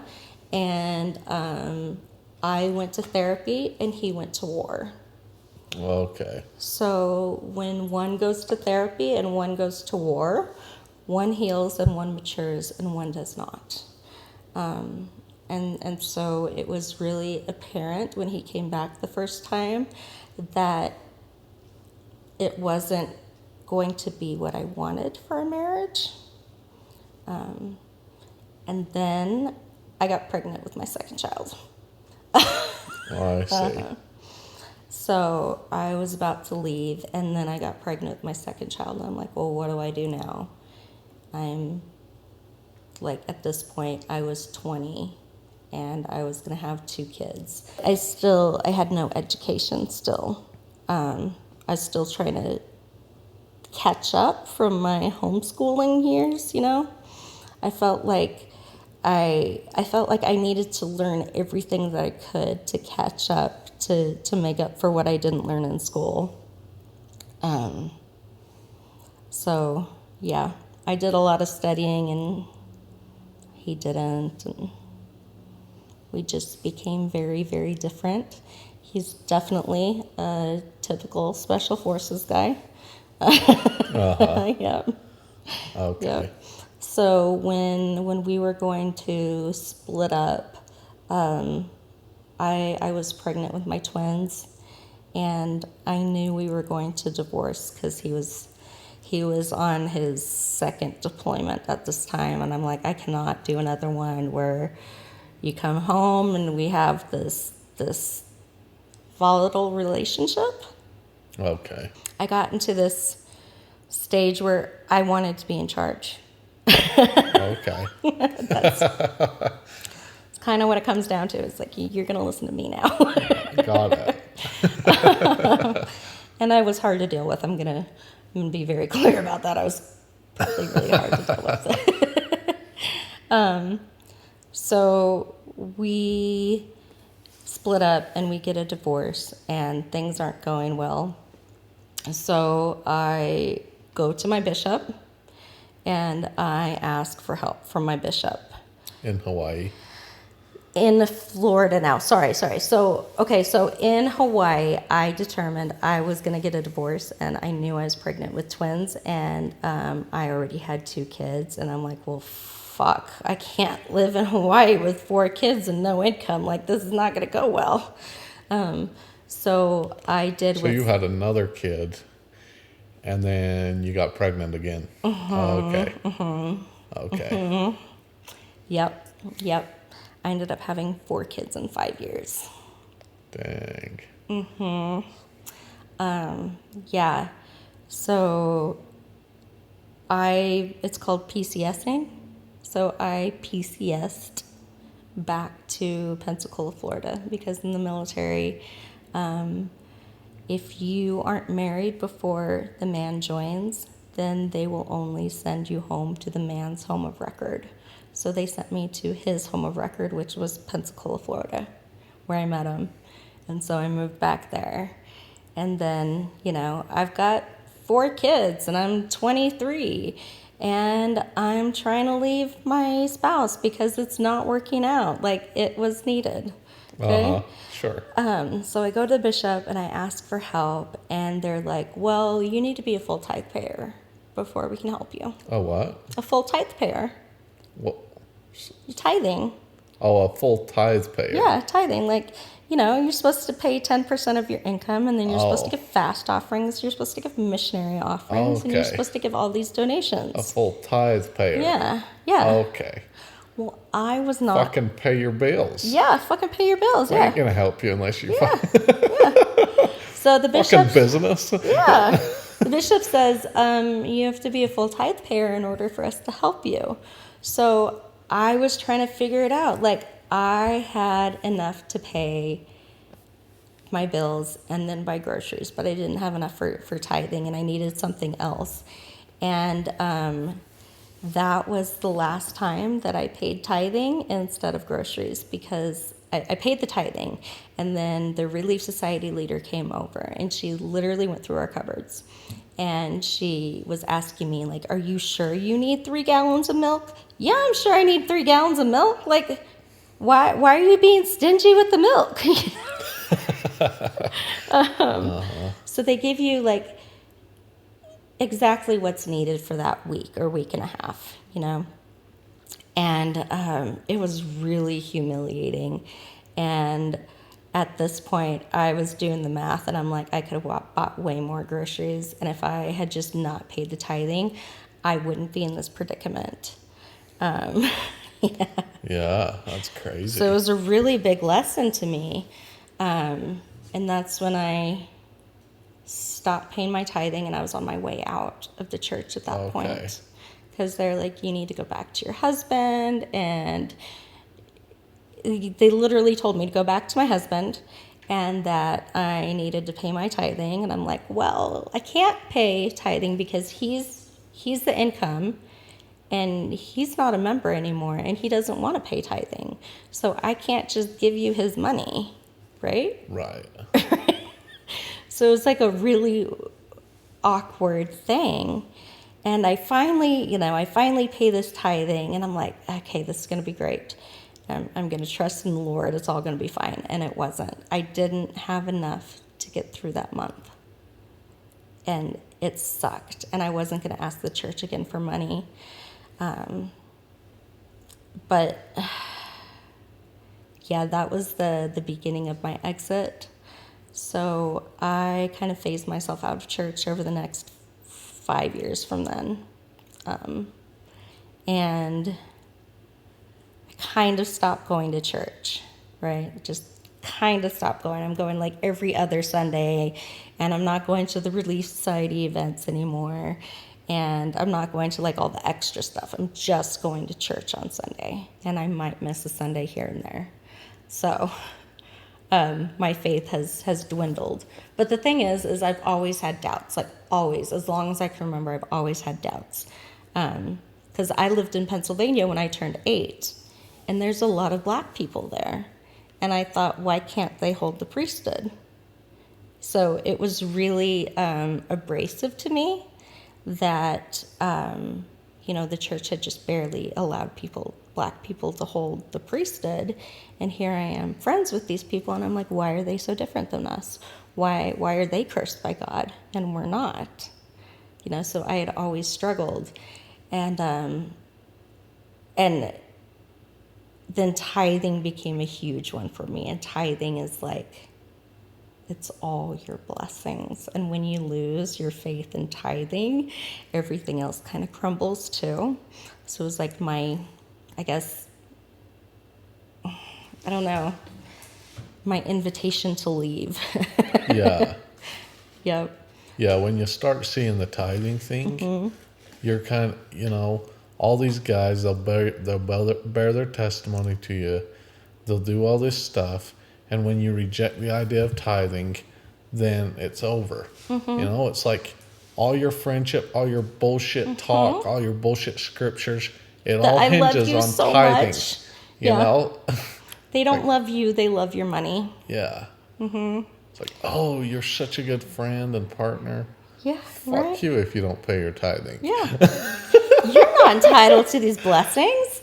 You're not entitled to help with food. How dare you ask for help with food if you're not paying your tithing? Jesus Christ. Yeah. So I moved back to Utah I forgot about Cindy. Okay. Oh, yeah. Cindy. Okay. So let's rewind a little bit backwards for Cindy, because this is a good place to rewind back. So Cindy, when I was taken away, Cindy stayed with my mom and my stepdad. Okay. And then they kept having my stepsister and Richard living with them, like off and on. Wait. After he had assaulted me and after he had skipped out on bail, they lived with him again. Okay. So Cindy... They moved to Arizona. Richard and his wife moved to Arizona. And then my parents were there for a little while. And then they moved to Fresno, California, like all of them. Okay. And then my parents moved to Alabama, and Richard and my stepsister stayed. And at what point did he go to prison? In 2011. The Oh, end of wow. 2011. So it was a right before while 2012. later. It was a while later. Yeah. And like during this time, I would periodically call child services and try and get my younger sister taken away and try and get my nieces and nephews taken away, because I knew what was going on with them. Right. And at some point, it was probably 2010, is when I finally it was like 2008, I think, is when I stopped calling child services, because I'm like, it's not going to do anything. it's killing me. I have to completely just cut off of it, detach, and I can't think of it anymore. So Right? did you still talk to Cindy? A little bit. I wasn't allowed to talk to Cindy after I left. So she was just living with her parents Mm-hmm. this whole time and with Richard. She's never been to school one day in her life. Really? Never.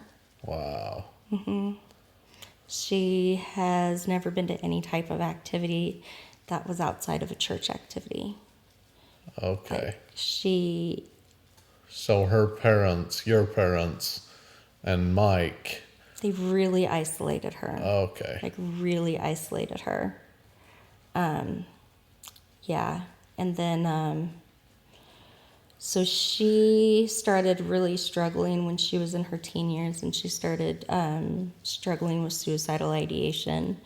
And she tried to commit suicide a few times and tried to escape that way. And she wasn't able to be taken away by the state.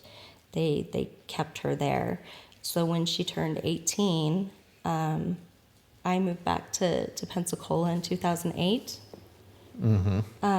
So they were in Alabama, and my mom decided to move to Pensacola.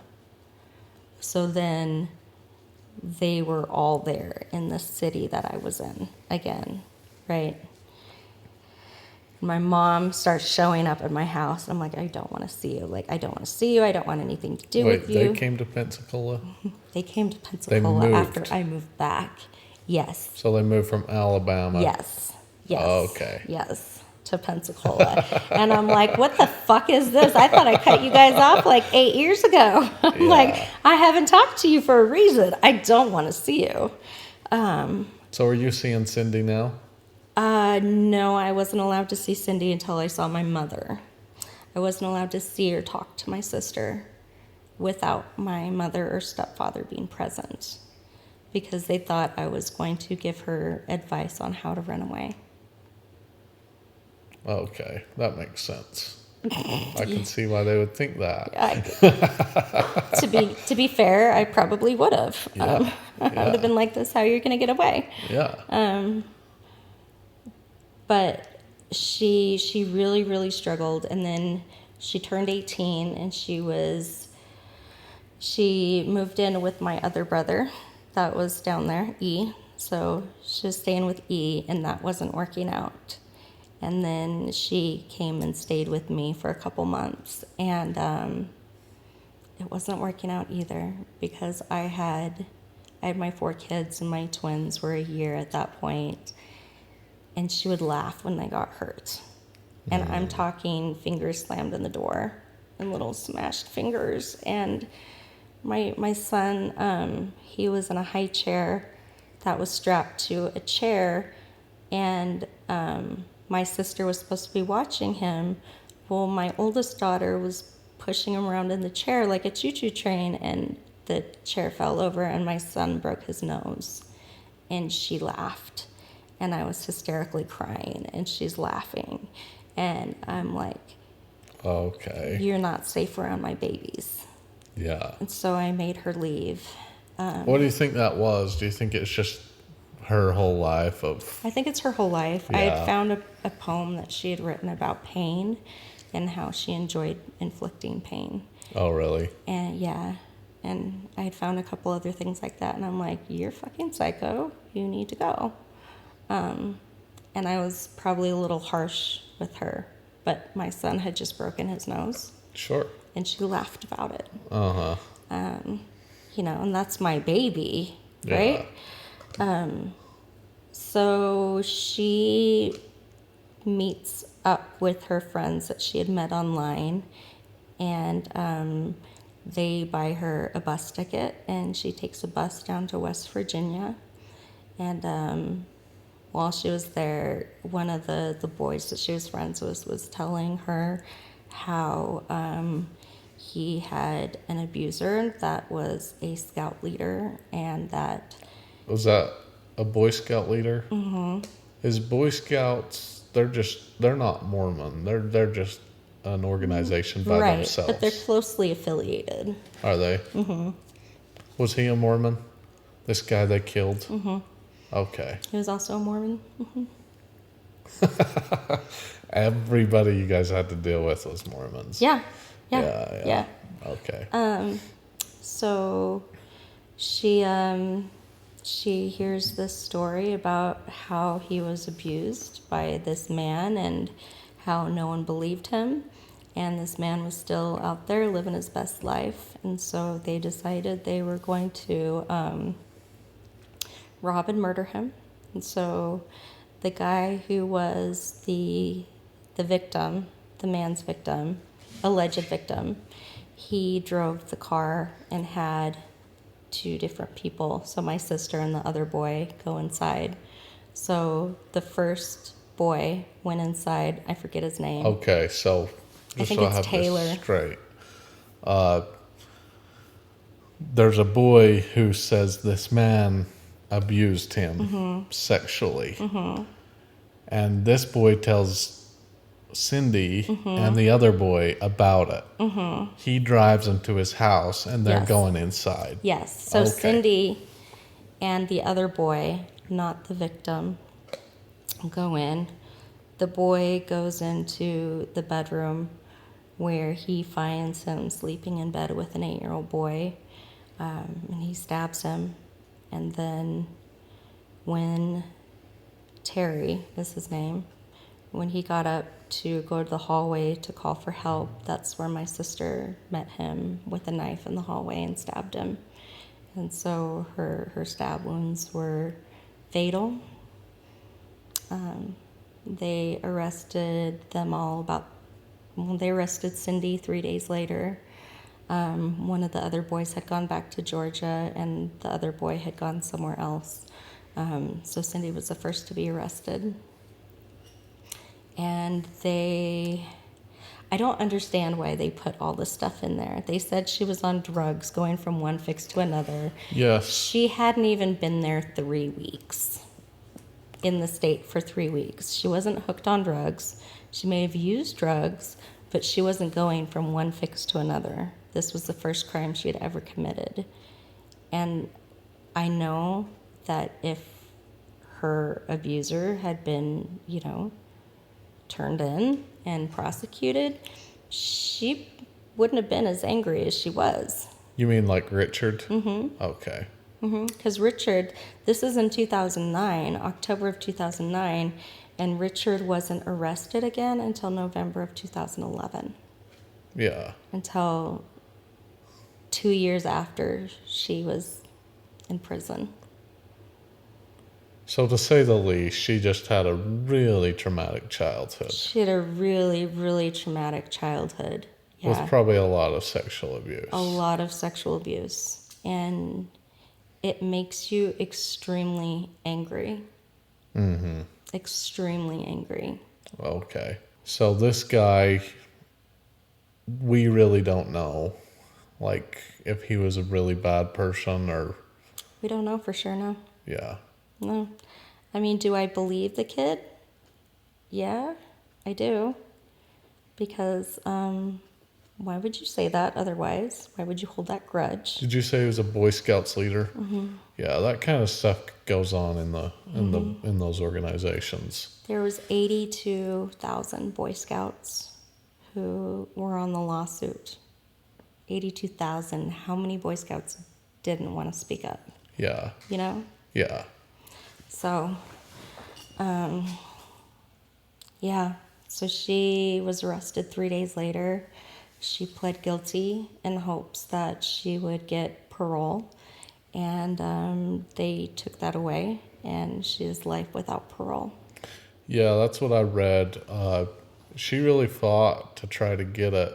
Sounds like she agreed to a parole agreement, and somehow, because it wasn't in writing or something, she thought she was going to get 15 years and then parole, and because it wasn't in writing, then she ended up getting life in prison. Yeah. They appealed it in like 2015 or something. They didn't do anything. They didn't change anything. And then they did another appeal, I think in 2020. Yeah. And didn't change anything. Yeah. So. And with those appeals, the victim's family was asking for the death penalty also. Really? Mm-hmm. For her? For her. Fuck them. Yeah. So it's really...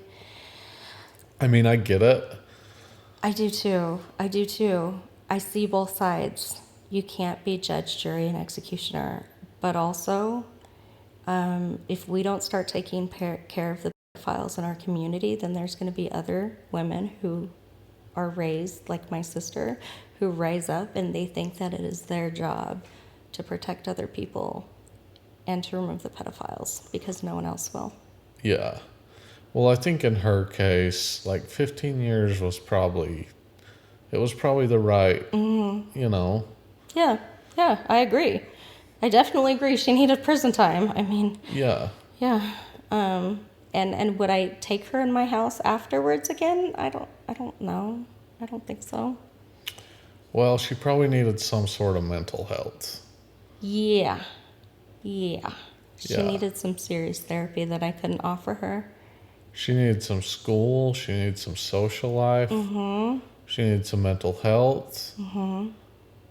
So, yeah. Yep. She ended up getting her GED in prison. And then she went on to get her associates and bachelor's. Wow. Mm-hmm. Okay. So she's been working on school since she's been in there. But it's really difficult because she self-harms, and she's also aggressive. So she's self-harmed and she's got into other physical fights with other inmates, and so she ends up in solitary confinement a lot. Okay. Yeah. Got it. You don't just lose the fight. You know? Yeah. Yeah. So that's Cindy, and I really wish people could see the correlation. You can't raise children in these environments and expect them to be healthy members of society, you know? Well, that's what I think when I see somebody like that. Like, I so easily, like, that could be me, you know? And you could lock me away forever if I did something wrong. Or you could, like, get me the help I needed. And you know, and thankfully, like, I was raised in a situation where I'm not that violent, so that I didn't do those things. But I can understand, I can resonate. Like, if you raise a child with that much abuse, then you got to understand what happened. Like, you got to understand what's in their mind. And if they can never fix it, then it's true that they can't be in society. Like, they do have to be in prison. But you should give them, like, 15 years and a chance to fix it. Yeah. Like, because if they were raised like that, you got to give them they had no chance. They never had a chance. She never had a chance. No. But if you read in her appeal, it says she graduated high school. She didn't graduate high school. She never went to high school. She never had the opportunity to have a job, right? She wasn't going from one fix to another, from one crime to another. She was broken. They created her. Yeah. You know, like so she went there. She also got married, too, in that 3 weeks. I forgot that. Really? Yeah. Whoa. Yeah. So she met the guy and got married in that 3 weeks Was it and a murdered Mormon? someone. I don't know. Who gets, I've never that is reached fast. out. I've never reached out to him. I know, right?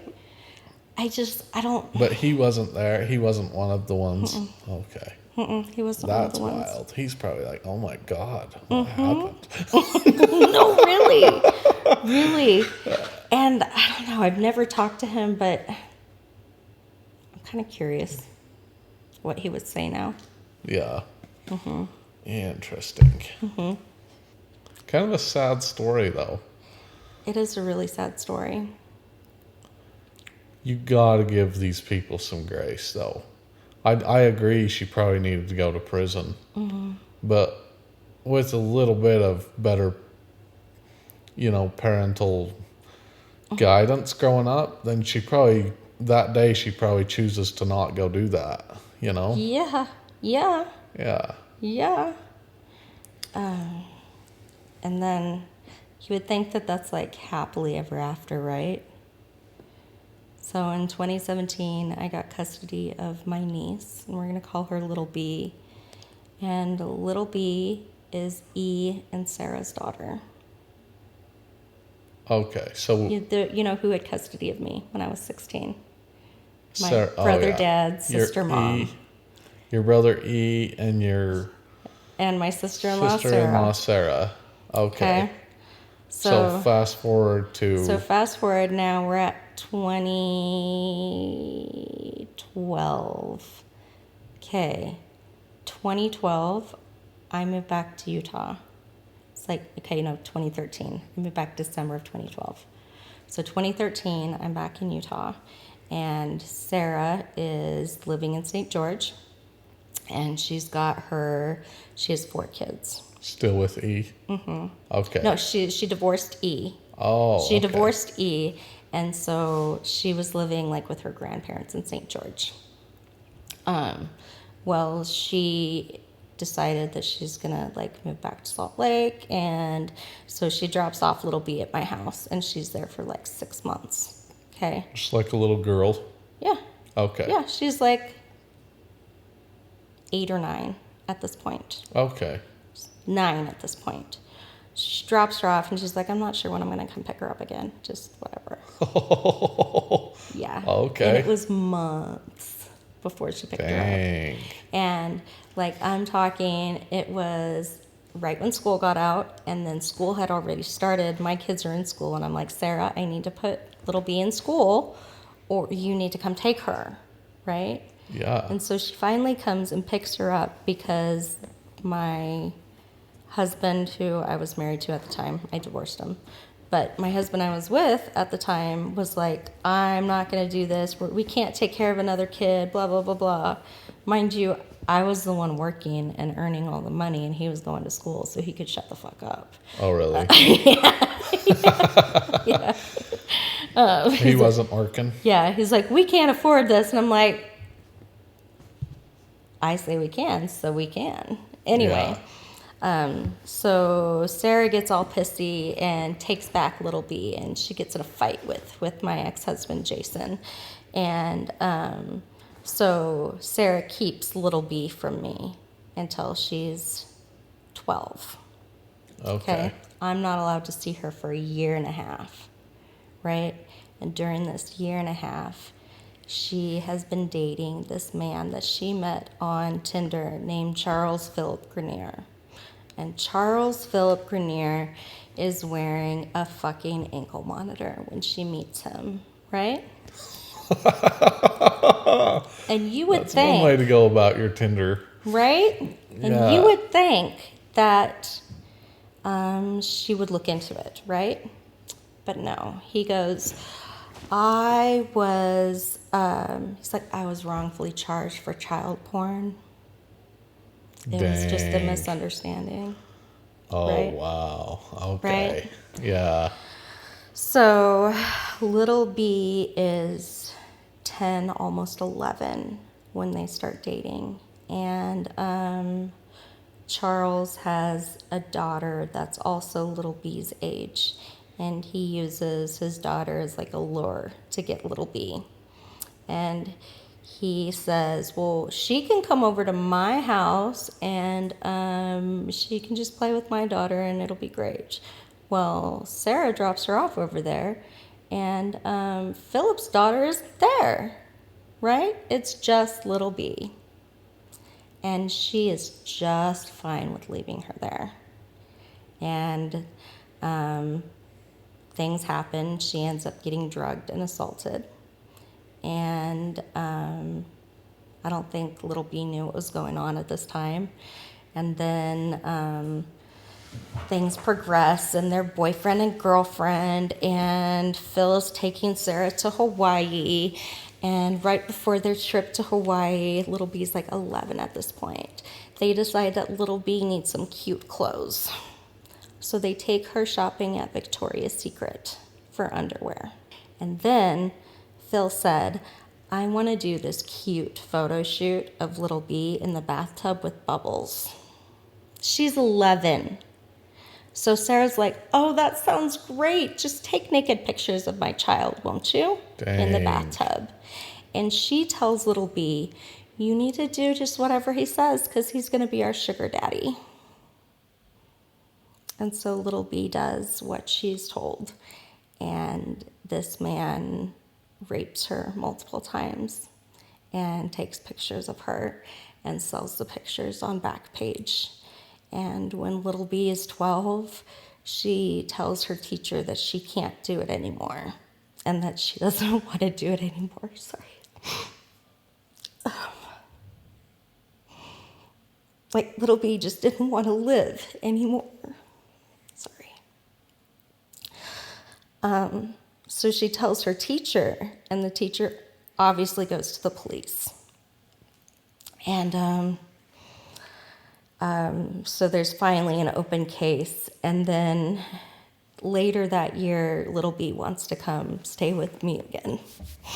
So she's like 12 and 13 now, and she's like, I don't want to ever go home. Don't make me go home. So I'm like, fine, I won't make you go home. Like, I'm not going to make you leave. You know, you're 13 now. Ask your dad if you can stay. Ask your mom if you can stay, and I'll let you stay here. You can just live with me.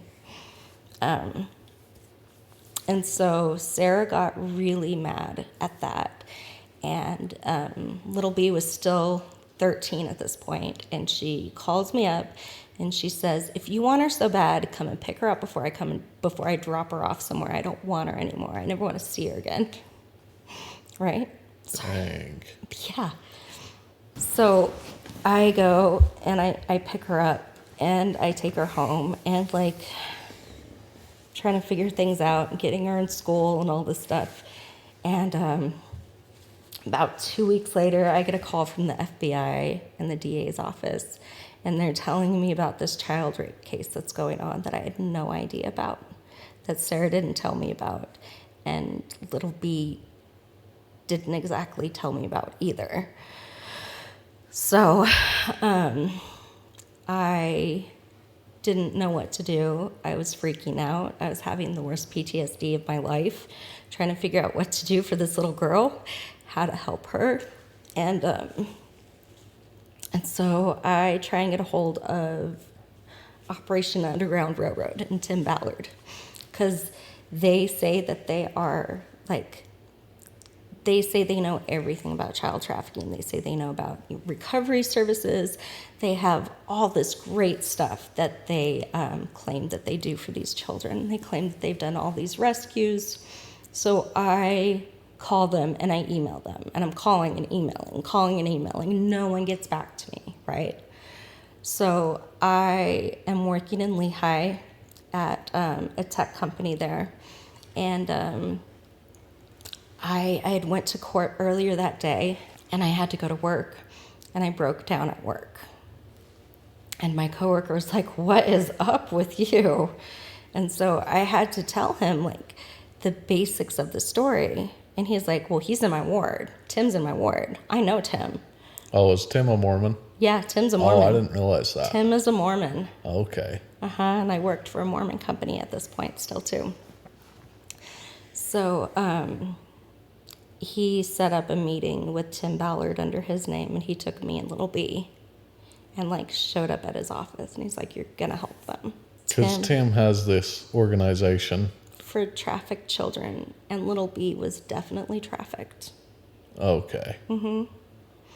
So, and I didn't know what to do. I'm like, she needs therapy. Like, she needs therapy that I never got. Like, she needs help. I don't know what to do for her. Like, I've just, like, I had gone through some therapy, but it wasn't the right type of therapy. It wasn't trauma therapy. And it definitely wasn't what she needed. So we finally meet with Tim in this like round table meeting, and there's Tim, and then there's Tyler Schwab and Jessica Mass, and my coworker and a couple other people there. And they decide that they're going to help us. And they're like, well, we can't operate in the United States because of XYZ reasons, but we'll still help you. So Tyler and Jessica, like, they went to all... They can't operate in the United States? They can't Why? operate in the United States. That's what I want to know. They said because of laws, because of different laws.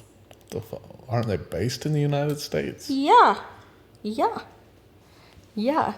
And Operation Underground Railroad brings in an average of 20 to 30 million a year in donations. And this is for rescuing children and for aftercare that they need, right? So they go to like all the court hearings with us, and that's going fine. And then we get closer to the trial date, and little B needs to be put into like an inpatient care system because she also was cutting. So she was trying to get a hold of some serious drugs. She was doing some things she shouldn't have been doing, giving away pictures that shouldn't be given away. And she was cutting. What do you mean by cutting? She would take a knife and cut her skin because she needed to feel the emotional pain, but she was so numb that she couldn't feel it. And so she would cut herself to cry. And I was so worried that she was going to cut herself so deep that I was going to come home to a dead kid. You know, like that was my worst fear. And then I had my kids too there. Like my daughter is the same age as little B. She's 5 months younger. So they've always been super, super close. Like I have pictures of little B and my oldest, and they're still crawling and they're hugging, you know? Yeah. So they've always been very close.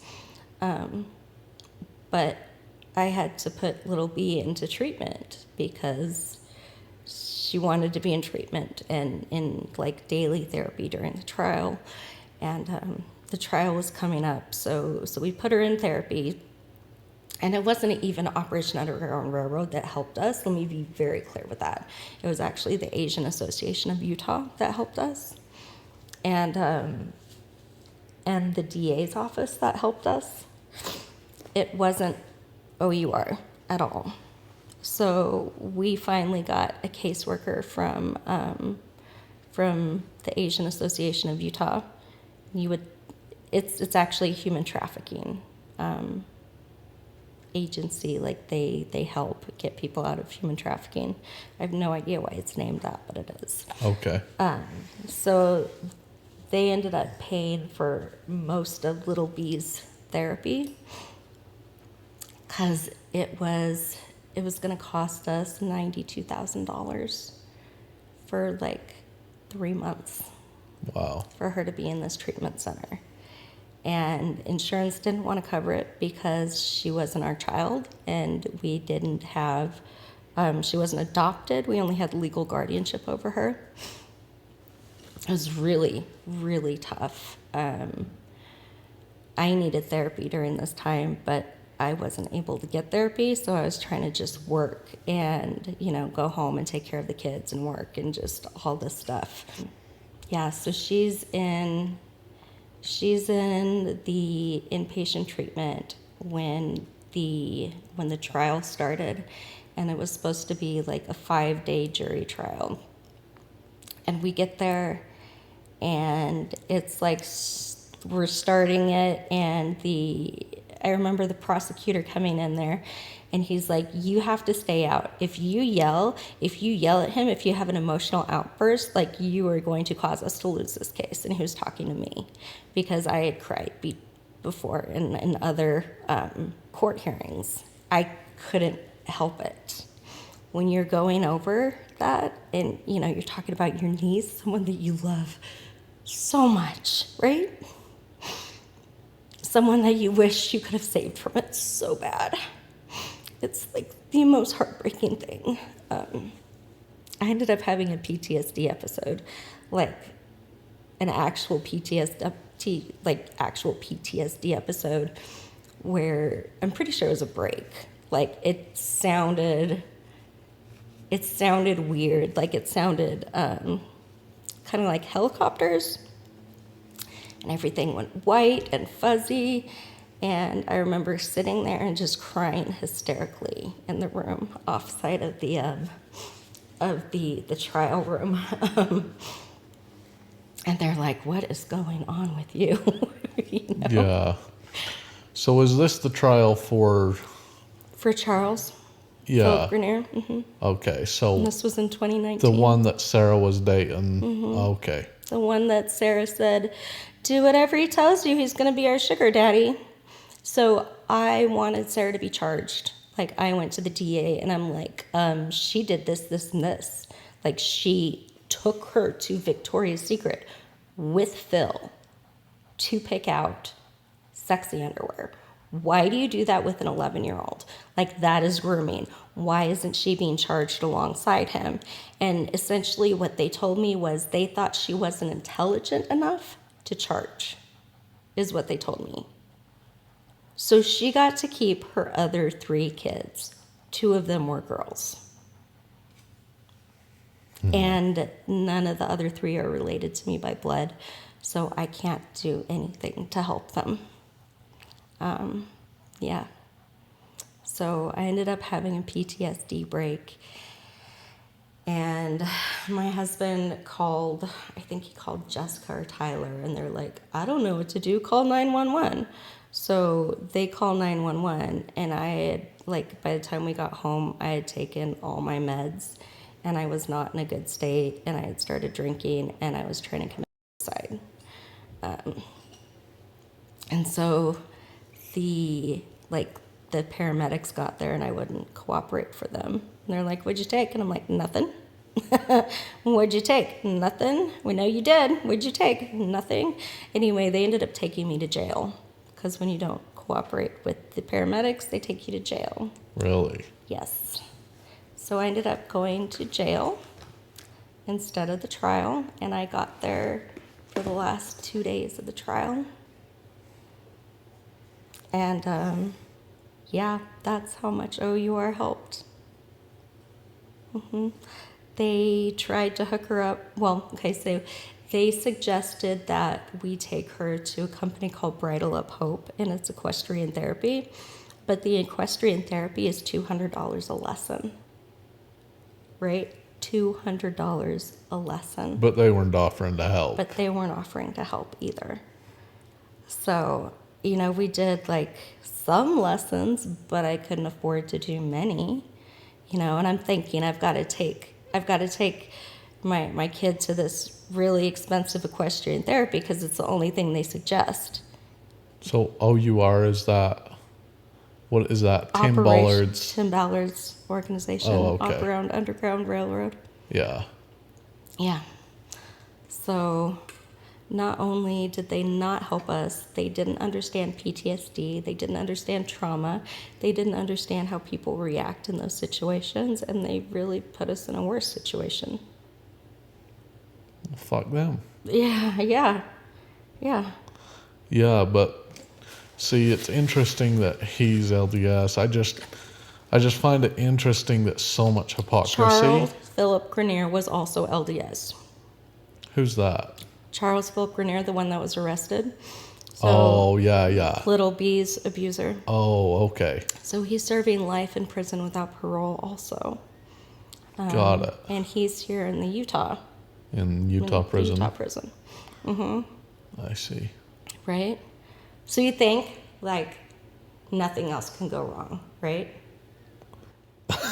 Right? I don't know. Okay. So it seems like nothing else can go wrong. Okay. So 2022 hits, and my sister, Rebecca, my oldest sister, she got COVID, and she ended up in the hospital on a Friday, and she passed on that Monday from COVID. And so we went to California to help, like, clean out her house and help her husband and everything, and for the funeral. And my sister's best friend was there, and she was, like, really involved, super involved in it. Like, she took over the planning of the funeral. Like, she wanted to take over, like, going through my sister's house. And she just, like, took command and was not going to take no for an answer, right? Your sister's best friend. Oh. Mm-hmm. My sister died. Her Yeah, best friend's at okay. her funeral, taking everything. Okay, got And it. then, right, I see her holding my brother-in-law's hand. Right? Okay. They were a thing before my sister died. Really? Mm-hmm. Dang. Guess who her first cousin is? Her first cousin, as in her dad's brother's son. Milton. Milton is her fucking cousin. Why is he fucking related to my nieces and nephews now? Like, what the fuck? How does that happen? Like, I met him in Florida. They were in California. Like, yeah. So now this guy is around my nieces and nephews during family reunions and stuff. Yeah. Dang. Hmm. You have had a crazy life. Yeah. Yeah. Yeah. And so when I found out that he was related to my, I guess, what would he be? My widowers? What would that be? My brother-in-law. Boy, I don't know. I guess it's your sister's. Yeah, I don't know. Because it's not an ex. She died. You're right. But they were a thing before. They were a thing before. Oh my gosh, they were a thing before. And she didn't know. And she didn't know. You have no idea. When I left the church, she cut me off. Your sister? My sister. Oh, I wasn't okay. allowed to see them anymore. I wasn't allowed Really? to see nieces and nephews anymore.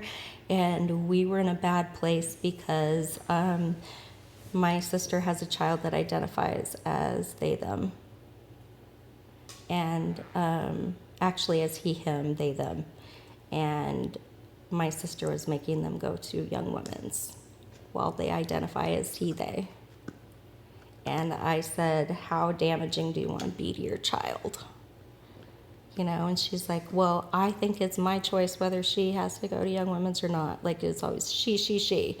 Well, your child wants to be a they, them. So, Okay. you know, so we were really at each other right then when she passed. And, yeah, so they got married about a year So after she's my sister LDS. And her husband died. Is was- LDS. and he was having an affair with her best friend.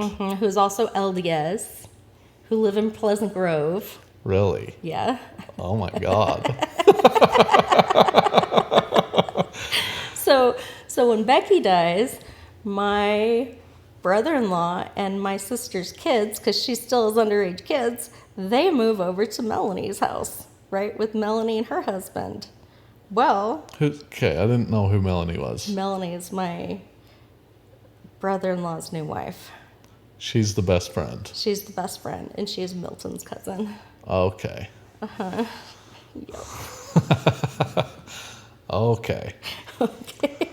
I think I have that straight. How does that happen? Like, does God hate me? If there's a God, does he hate me? Because I think so. Like, what the fuck? Yeah. So now, like, I'm stuck in this predicament. Like, what do I do? Like, what do I do? So I told my nieces and nephews and my nibbling, I'm like, do not go around this person. He's a pedophile. From when I was little. From when I was little. Because you guys had sexual relations. Yeah, more than once. Yeah. And I was 16 and he was 28. Yeah. So now he's got his own plane and he's still got his pilot's license and he owns a house here in Utah and one in Idaho over by Rexburg. And he's got his planes and, you know, who else is he going to take advantage of because they have no parents? Who is he going to pretend to teach to fly, you know, and tell them they're so smart and so intelligent? And wow, that is so incredible for you to catch up. You hadn't been to school in so long. and you're just so amazing. Yeah, and he's probably some He's faithful... still working with youth. He's still in the church. He's still working with the youth. Wow. Mm-hmm. Yeah. Mm-hmm. And he's probably a faithful member of the church, considered a faithful member of the church. Yes, and he's considered a faithful member of the church. It's just absolutely wild how they deal with child sex abuse in the church. And back then, he probably didn't... Did he get... So when the bishop cut you off the church, what did they do with him back then? Nothing. They just removed him from Young Men's. What's Young Men's? Just like a... It's a youth group for ages 12 to 18. Oh, okay. Mm-hmm. So they just pulled him out or something? Mm-hmm. Yeah. Well, he couldn't have been... Oh, he was the leader. Oh, I see. I was going to say, he's 28. So. He was in charge of them. Oh, okay. That makes sense. Mm-hmm. Yeah. Got it. So that's my story in a nutshell. That is so insane. And Isn't it? people think the FLDS is so much worse than the LDS. Right. And after talking to you, like, your childhood was way more protected than mine was. It was. And even, it seems like in the FLDS, when they come across a child pedophile, they kick them out for the most part. They do. It's only the leaders that'll ever get away with it. Mm-hmm. One thing I'll say is, like my dad, if he's a pedophile, right? Mm-hmm. And he's where he should be in prison. But I will say that he probably stopped a ton of other ones. as much as I hate to say that, it's probably true. The way that the Church of Jesus Christ of Latter-day Saints deals with pedophiles is once they're reported, they call a hotline. It's a 1-800 hotline that goes to Kirkton and McConkey, and that's a law firm in downtown Salt Lake. And from there, they tell them if they have to report or what to do. And most of the times, they don't report anything. They don't allow bishops to participate in any part of the process. So, like, if someone comes in and they tell the bishop what they did, the bishop is held by clergy, by clergy laws. Like, he can't tell what he said. Uh-huh. So what they do is they usually have a prayer, and then they sometimes remove them from their calling, and other times they literally just move them. Like, they'll pay for them to move, like they did with my creepy brother-in-law. Yeah, I'm totally convinced the church is like a serious help to a lot of these things. Mm-hmm. I've heard plenty of stories by now. Mm-hmm. I would, in a lot of cases, I would say the FLDS was safer for some children in a lot of situations. For sure. I mean, I think you guys even got a better education than I got. Yeah. And of course, it's not true with every LDS family, but like there's LDS families that are kind of doing their own thing. They're not so much a part of the church. Yeah. But you let your children go to those places where the leaders they spiritually justify themselves in what they're doing with these children, and they can do it for years and years and years without anything happening. Yeah. You know, Yeah. It's like they don't have the right guards in place. They trust their members to not be doing these things, and when they are, they just cover it up. Yeah, they are. So there's a big story right now about Wade Christofferson, and he's the brother of D. Todd Christofferson. So in the LDS church, so there's the prophet and a first and second counselor. Well, D. Todd Christofferson, I believe, is his first counselor. His brother is a pedophile, and his brother has been a known pedophile since the mid-90s. He was excommunicated in 1996 for they excommunicated him for having an affair, but really he's a pedophile. So they just used the affair as an excuse to excommunicate him. Well, they rebaptized him in 1997, put him back in the bishopric, and he had access to children after that. Someone also removed the annotation from his record to let them know there was something up with him too. So he has, I think, I saw 12 people so far have come forward to say that they're victims of Wade Christopherson. Interesting. And Yep. And the church will know that you did it. They'll forgive you, and then they'll put you in a position to do it again. Yeah, they will. They will. They absolutely will. My creepy brother-in-law, he was taken, I think he was actually in the nursery when he was here in Harmony Park. I think he was in the nursery there. And after he assaulted me, he was put back into the nursery in his new ward. That's crazy. With children who can't speak. So you took them from the one that screams, right? And you put them in with kids that can't verbalize what he's done to them. Yeah. You know, it baffles me. They don't protect the children at all. I am not the only person who's been through this. I'm not the only person who has as many abusers as I have. I've had 4 men who were prosecuted, who were convicted of rape for me before I was 16 years old. 4 men, okay? That means there's still 3 that didn't get charged for me, okay? If that's just me, how many other people are there who have experiences just like mine? Well, not necessarily just like mine, but similar to mine, you know? Yeah. There's got to be millions of other people, you know, with similar stories. I mean, if there's 82,000 Boy Scouts that we know of, how many thousands and thousands of girls? And that's not even counting the worthiness interviews, because I consider the worthiness interviews to be kind of like assault. I mean, you're verbally assaulting a kid. Yeah, and I feel like I understand how this happens in the minds of these men so well that I know it's true. Like, I know it's true. I know exactly what's happening in their minds. I've seen it up so close, and it's just insane. And like when I was saying there's a chance like children might even be safer in the FLDS, I don't mean like, yeah, the girls that got sexually assaulted. I'm not talking about them, right? I'm not talking about... There's fewer. Exactly. I just think that in the smaller group that we had that was more controlled, there was just probably less. You know, I'll bet there was less sexual assault or anything. And of course, like that gets complicated, right? But for the young women, a lot of them, if they didn't get abused, and of course they're getting their minds messed with. So I'm not necessarily saying it's better.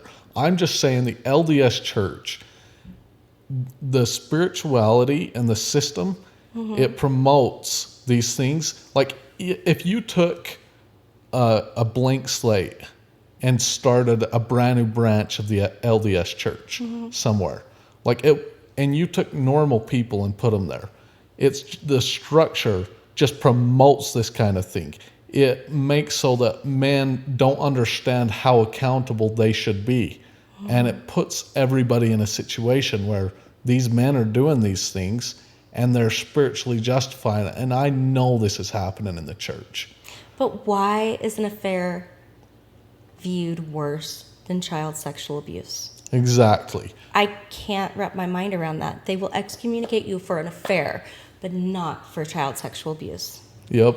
You have 2 consenting adults, or you have a massive power dynamic between a child and an adult. And I'll tell you what's going on in the top leaders' minds? What's going on in their lives? What's going on behind those closed doors of some of the most powerful people? The church is worth several $1 billion. About $400 billion by now. It looks good. On the outside, it looks right. You think... You know, those men say they take like what, $100 or $200,000 salary. That's what they claim. You think those men are some righteous people They're not. Like, if they, down here where you are, like, you saw this all through your life. Men get away, like, they have an affair. They'll get cut off the church. They abuse a child. It gets covered up. It gets covered up, and they usually get back to a bishopric position or Yes. something. Yes. Right? So if that happens there, what happens at the president? You know, what happens at the 12 apostles? What happens at the 70s? Who are they really? Are they really after the promotion of good? Are they fighting evil? No.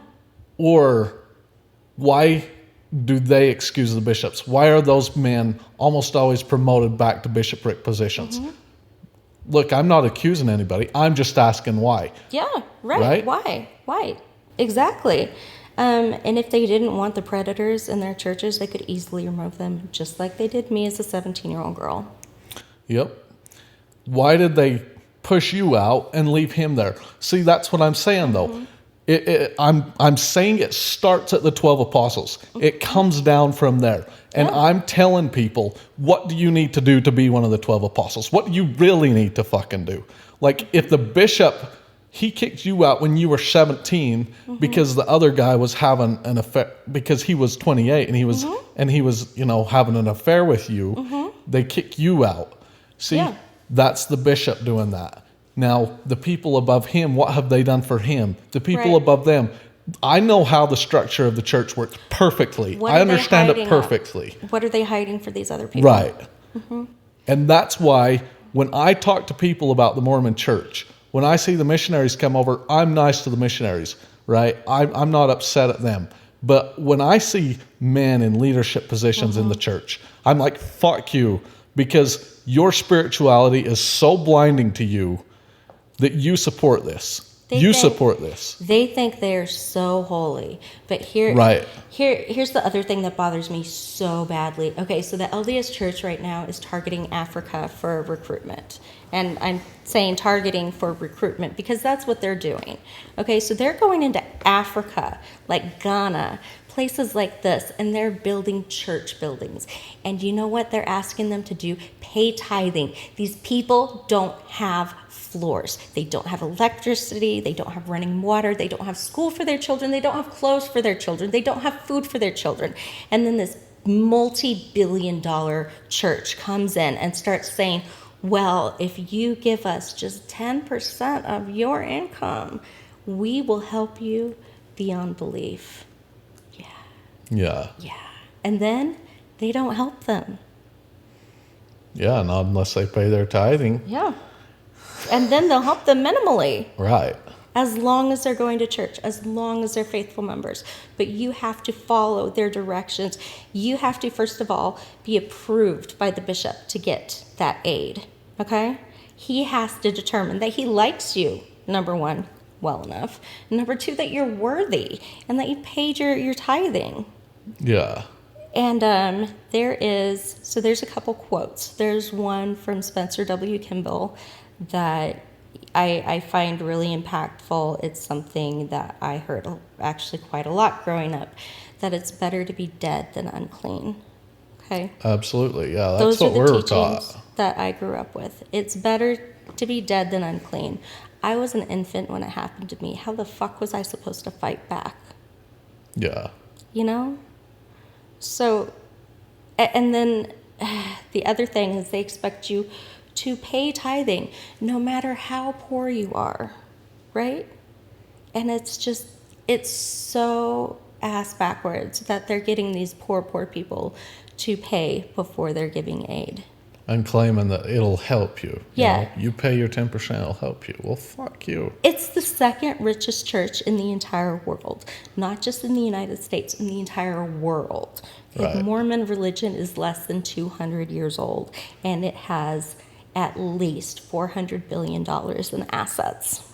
At least. And that was at the last check in 2025.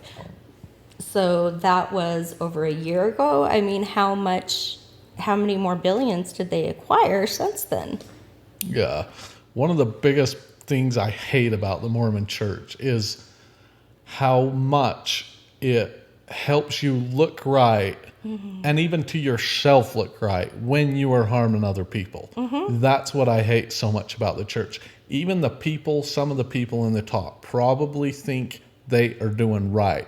They do. Right. They do. They think it's right to marry off a 17-year-old girl or to marry off a 15-year-old girl because she got pregnant. They believe that they're doing right. That's what they believe. The young women's leader, I told you, but I didn't say it on here. The young women's leader that helped me make the police report against my creepy brother-in-law, she found me on TikTok because of one of my posts. And I am so excited to reconnect with her. It's been like 4 days. Oh, wow. Yeah. And I'm so excited to reconnect with her. And I mean, I didn't know, but she was telling me she was a child bride too. She said that her life was similar to mine, and she was hoping that her teaching young women in her young 20s with all those kids, she was hoping that it didn't, I guess, impact me in wanting to get married young. And it didn't. That's not what it was. It was being taught from the age of 12 that that's our only goal is to get married. Like, that's it. That's what you got to look forward to, getting married and having babies. Yeah. But yeah. So she's just an LDS, and she was married at 15. She was married at 15. That is just crazy. And it was her bishop's idea also. Yeah. And she is not that much older than I am. Yeah, and that's what I'm saying. Like, people think the FLDS is so crazy. You fucking Mormons. Yeah, look, the LDS and FLDS are so close. The only difference is we don't have plural wives and we have a different prophet. I swear that is the big differences. Yep, and the FLDS have had so much negative press, and the LDS control their press. That's pretty much the difference. They're the same thing. The exact same thing. Yeah. Like, I've noticed, like, because I watched Amanda Ray a lot. I really like her. She's hilarious. And she makes me feel so much better about my own family. Yeah. But it seems like even the church structures are very similar. Like, the buildings look similar. Yeah, of and course they have do. Everything arranged in the same way, and they just have different names for things. Oh yeah. It's so much the same. It's interesting that Tim Ballard is you met him, huh? I met him. Yeah. I was reading about him. Was a advisor in the White House, wasn't he? Yeah. He was all buddy with Russell Ballard, who was in the first presidency of the church. Like, he had the church backing. And then, and then it started going around Lehigh that their rescue missions weren't rescue missions at all, that they were party trips. They were basically, like, they would go to Haiti and they would get a bunch of prostitutes and a bunch of drugs, and they would party. And then they would go around and say, hey, do you have any kids you want to sell? And so, I'm not kidding, they actually created traffic for child trafficking because they were going to these areas like Costa Rica and Haiti, and they were asking for children. So in one case, this one boyfriend and girlfriend couple, she was like 16. They decided that they were going to sell her to them to make money because it was life-changing money. Another one that was caught by OUR is a mother that they essentially entrapped into bringing her daughter. So, do we need to say allegedly? Well, there's proof of it. There's court cases. Okay. Yeah. I know, like, I'm somewhat familiar with Power. Yeah. And, like, I don't want to die. With Tim Ballard, it's allegedly. But yeah, so allegedly with Tim Yeah. Ballard, they entrapped this mom and they offered her life-changing money, and she brought her daughter. So they caught one person. And then I think it's Costa Rica, I believe, they are in a lawsuit right now. There is a woman there that they kind of entrapped also, and she was charged with pimping. So she was convicted of pimping, and that's Where all. you get somebody to come. Yeah. And they're willing, and they're age appropriate and stuff. So she became an attorney and was trying to fight all that, and trying to fight OUR, and so now they're caught in a legal battle right now. Yeah. Where they are still trying to get her for human trafficking, and she's like, it was pimping, and I'm an attorney now, so let's go, bitches, Yeah. Yeah. Yeah, the world is not what it appears There have a lot of been times. no trafficking survivors that I can find that have received help through OUR, any type of recovery services, none. Interesting. So, again, if little B didn't qualify, who fucking qualifies? Right. And she didn't get any monetary help or anything. No. Yeah. And her exploitation material was bounced from servers from the U.S. to Russia, Romania, to Portugal, and back to the U.S. So, is that not child trafficking? Is that not what Tim Ballard wants to fight?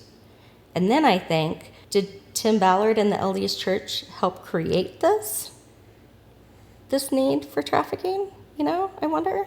Not saying the Masonic lodges are still going, but they might be. I mean, well, okay, if you think about it, we have all of these gals in our church, right?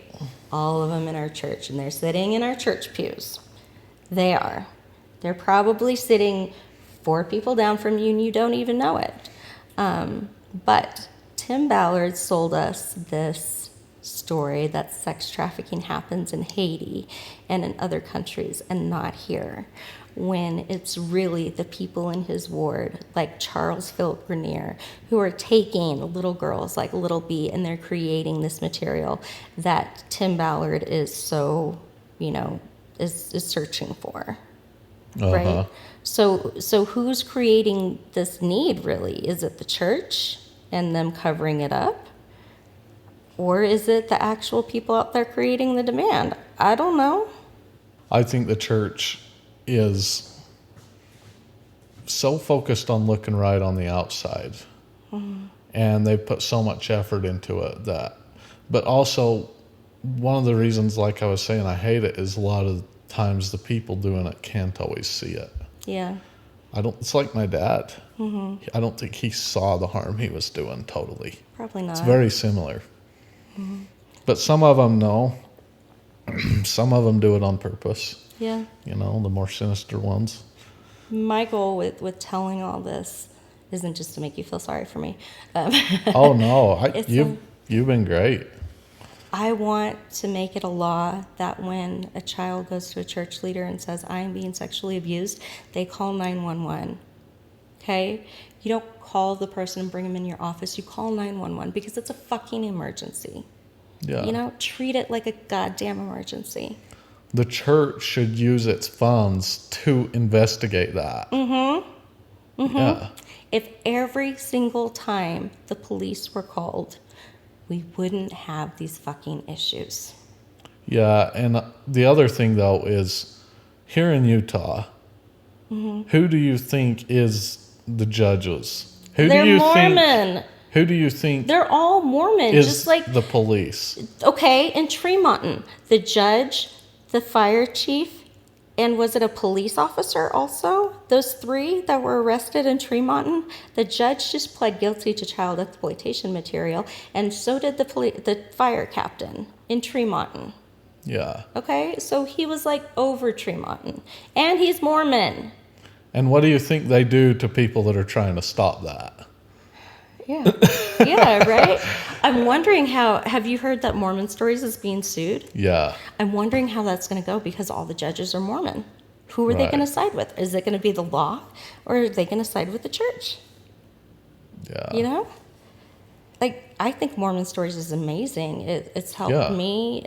My mom loves it. She listens to it all the time. It has really helped explain some of my backwards thinking. Like, it Yeah. really helped me understand how things happened. You know, it really, it was great for my deconstruction. Yeah. But I'm hoping that they don't just get a Mormon judge that does the church's bidding. Yep. I appreciate you coming and sharing your story. Maybe we'll have to talk again sometime. Yeah, absolutely. Absolutely. And for real, like, my goal is to change laws. That's what I want to do. If my story can change laws, then I'm not saying it would be worth it, but it wouldn't be as painful, you know? Yeah. We need to change the laws, but also I would just say the hardest thing to change is the culture of doing this. Mm-hmm. These And men, the culture of not reporting. These we men- have to report it every time. yes, they do it because they think it's right. That's what you don't understand. And that's really hard to change. It's power, it's control, and they think they're right. They think that they are above everyone else, and they think that they're not going to get caught. Yeah. And that's why all these Mormons that say, oh, you were in this bad situation in the FLDS, and that's why you don't like Mormons, you know, it's okay, like whatever. It's like, you support that as much as anybody ever did. So fuck you. And the FLDS is the LDS. Like, what? Yeah, They just, some of them dress differently. it is. Like, yeah, it's the same. 100 times more powerful. So, Yeah. well, any last words before we finish this one up? If we can get another march together, like Sam Young did, would you march with me? What's that? Sam Young, he's a bishop that was excommunicated from the Mormon Church for standing up against the worthiness interviews, Oh, I see. asking explicit questions behind closed doors. Yeah, That's what he wanted to do. I want to make it a law so every church has to report every time. yeah. Every time. Yeah, I'll march with you. Yes. You bet. Yes. You're the best. I'll even tell people, you know. So, yeah, you bet. Yeah. Thank you so much. I really appreciate it. Oh, I'm glad to be here, you know. I'm lucky that I had enough pain to see what's going on. That I'm not there, like, you know, being one of those men. Yeah. Like, I am lucky that I had as much pain as I did. Yeah. So, I think it starts in the teen years, honestly. hell, I have a really good mother. Yeah. Yeah. Yeah. So, Sounds like you have a really good mother. I wish I did. Yeah. So I'm trying to teach my children that if they can be just a little bit better of a mother than I was, that's how we change the world. I did my best. I kept them safe. well, you've done a lot better than your mother. Yeah. My children have never been homeless. They've never been taken away from me. You've never been left in predatory. Never been left in predatory situations. Yeah. No, I'm proud of you. Thank you. Well, everybody like and subscribe. I would say, like, be careful with the organizations that say they are fighting child sex trafficking and stuff. Like, those guys, they'll make movies, they do all kinds of things. A lot of it's bullshit. Tim wants to be a white savior.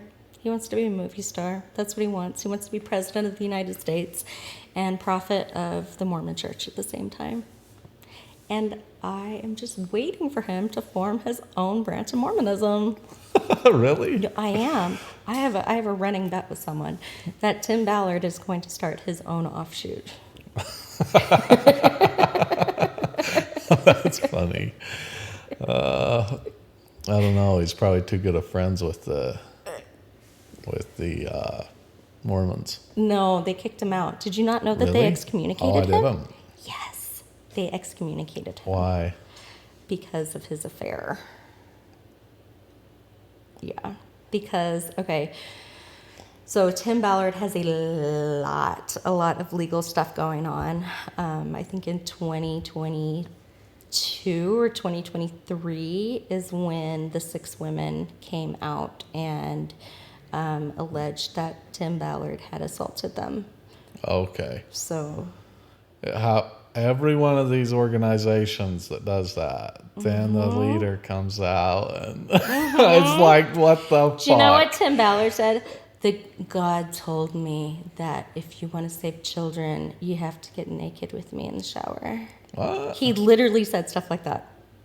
So he literally told these women that in order for them to be believable to these bad guys that they were trying to trick, that they had to do what was called the couple's ruse. And the couple's ruse is to act like a married couple, and he wanted them to shower with them and do everything but have intercourse. Damn.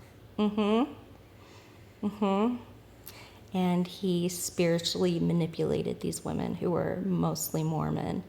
And It's so easy to do that when you're Mormon. So easy. yeah, Yep. but he's an interesting one. Cara Burrell has a great podcast. And what is it? Timmy Did What? I think is the name of the podcast. Oh, really? Yeah. Like about him? Yeah. Wow. But it's Cara Burrell and then Ryan Fisher. And Ryan Fisher actually helped Tim Ballard get his start and everything. So he was his buddy for like 8 years and helped him film. It's a really, really good podcast. Okay. Like, I suggest looking into it and looking at all the stuff. And Ryan is one of them that actually says, he's one that actually says that they created a need for trafficking in these places that they went because of how they went asking for them. It's insane. Yeah, so don't trust Mormon Church, and don't trust anyone who says that God told them to do this and that. Yeah, that's bullshit. It's bullshit, because Really God is. doesn't talk to anyone. Right. And if he's talking to you, then we You have need to get your head questions. checked. There's meds for that. Yeah. Like and subscribe. Do you want to shout out your TikTok or It's Culty Steph on TikTok. And I look Culty- just like me, so you can Culty find me. Steph? Yep. Culty Steph. Culty Steph on TikTok. Okay. Thanks, everybody. Like and subscribe. Support the channel and go follow Culty Steph on TikTok. We'll see you guys next time. Peace out.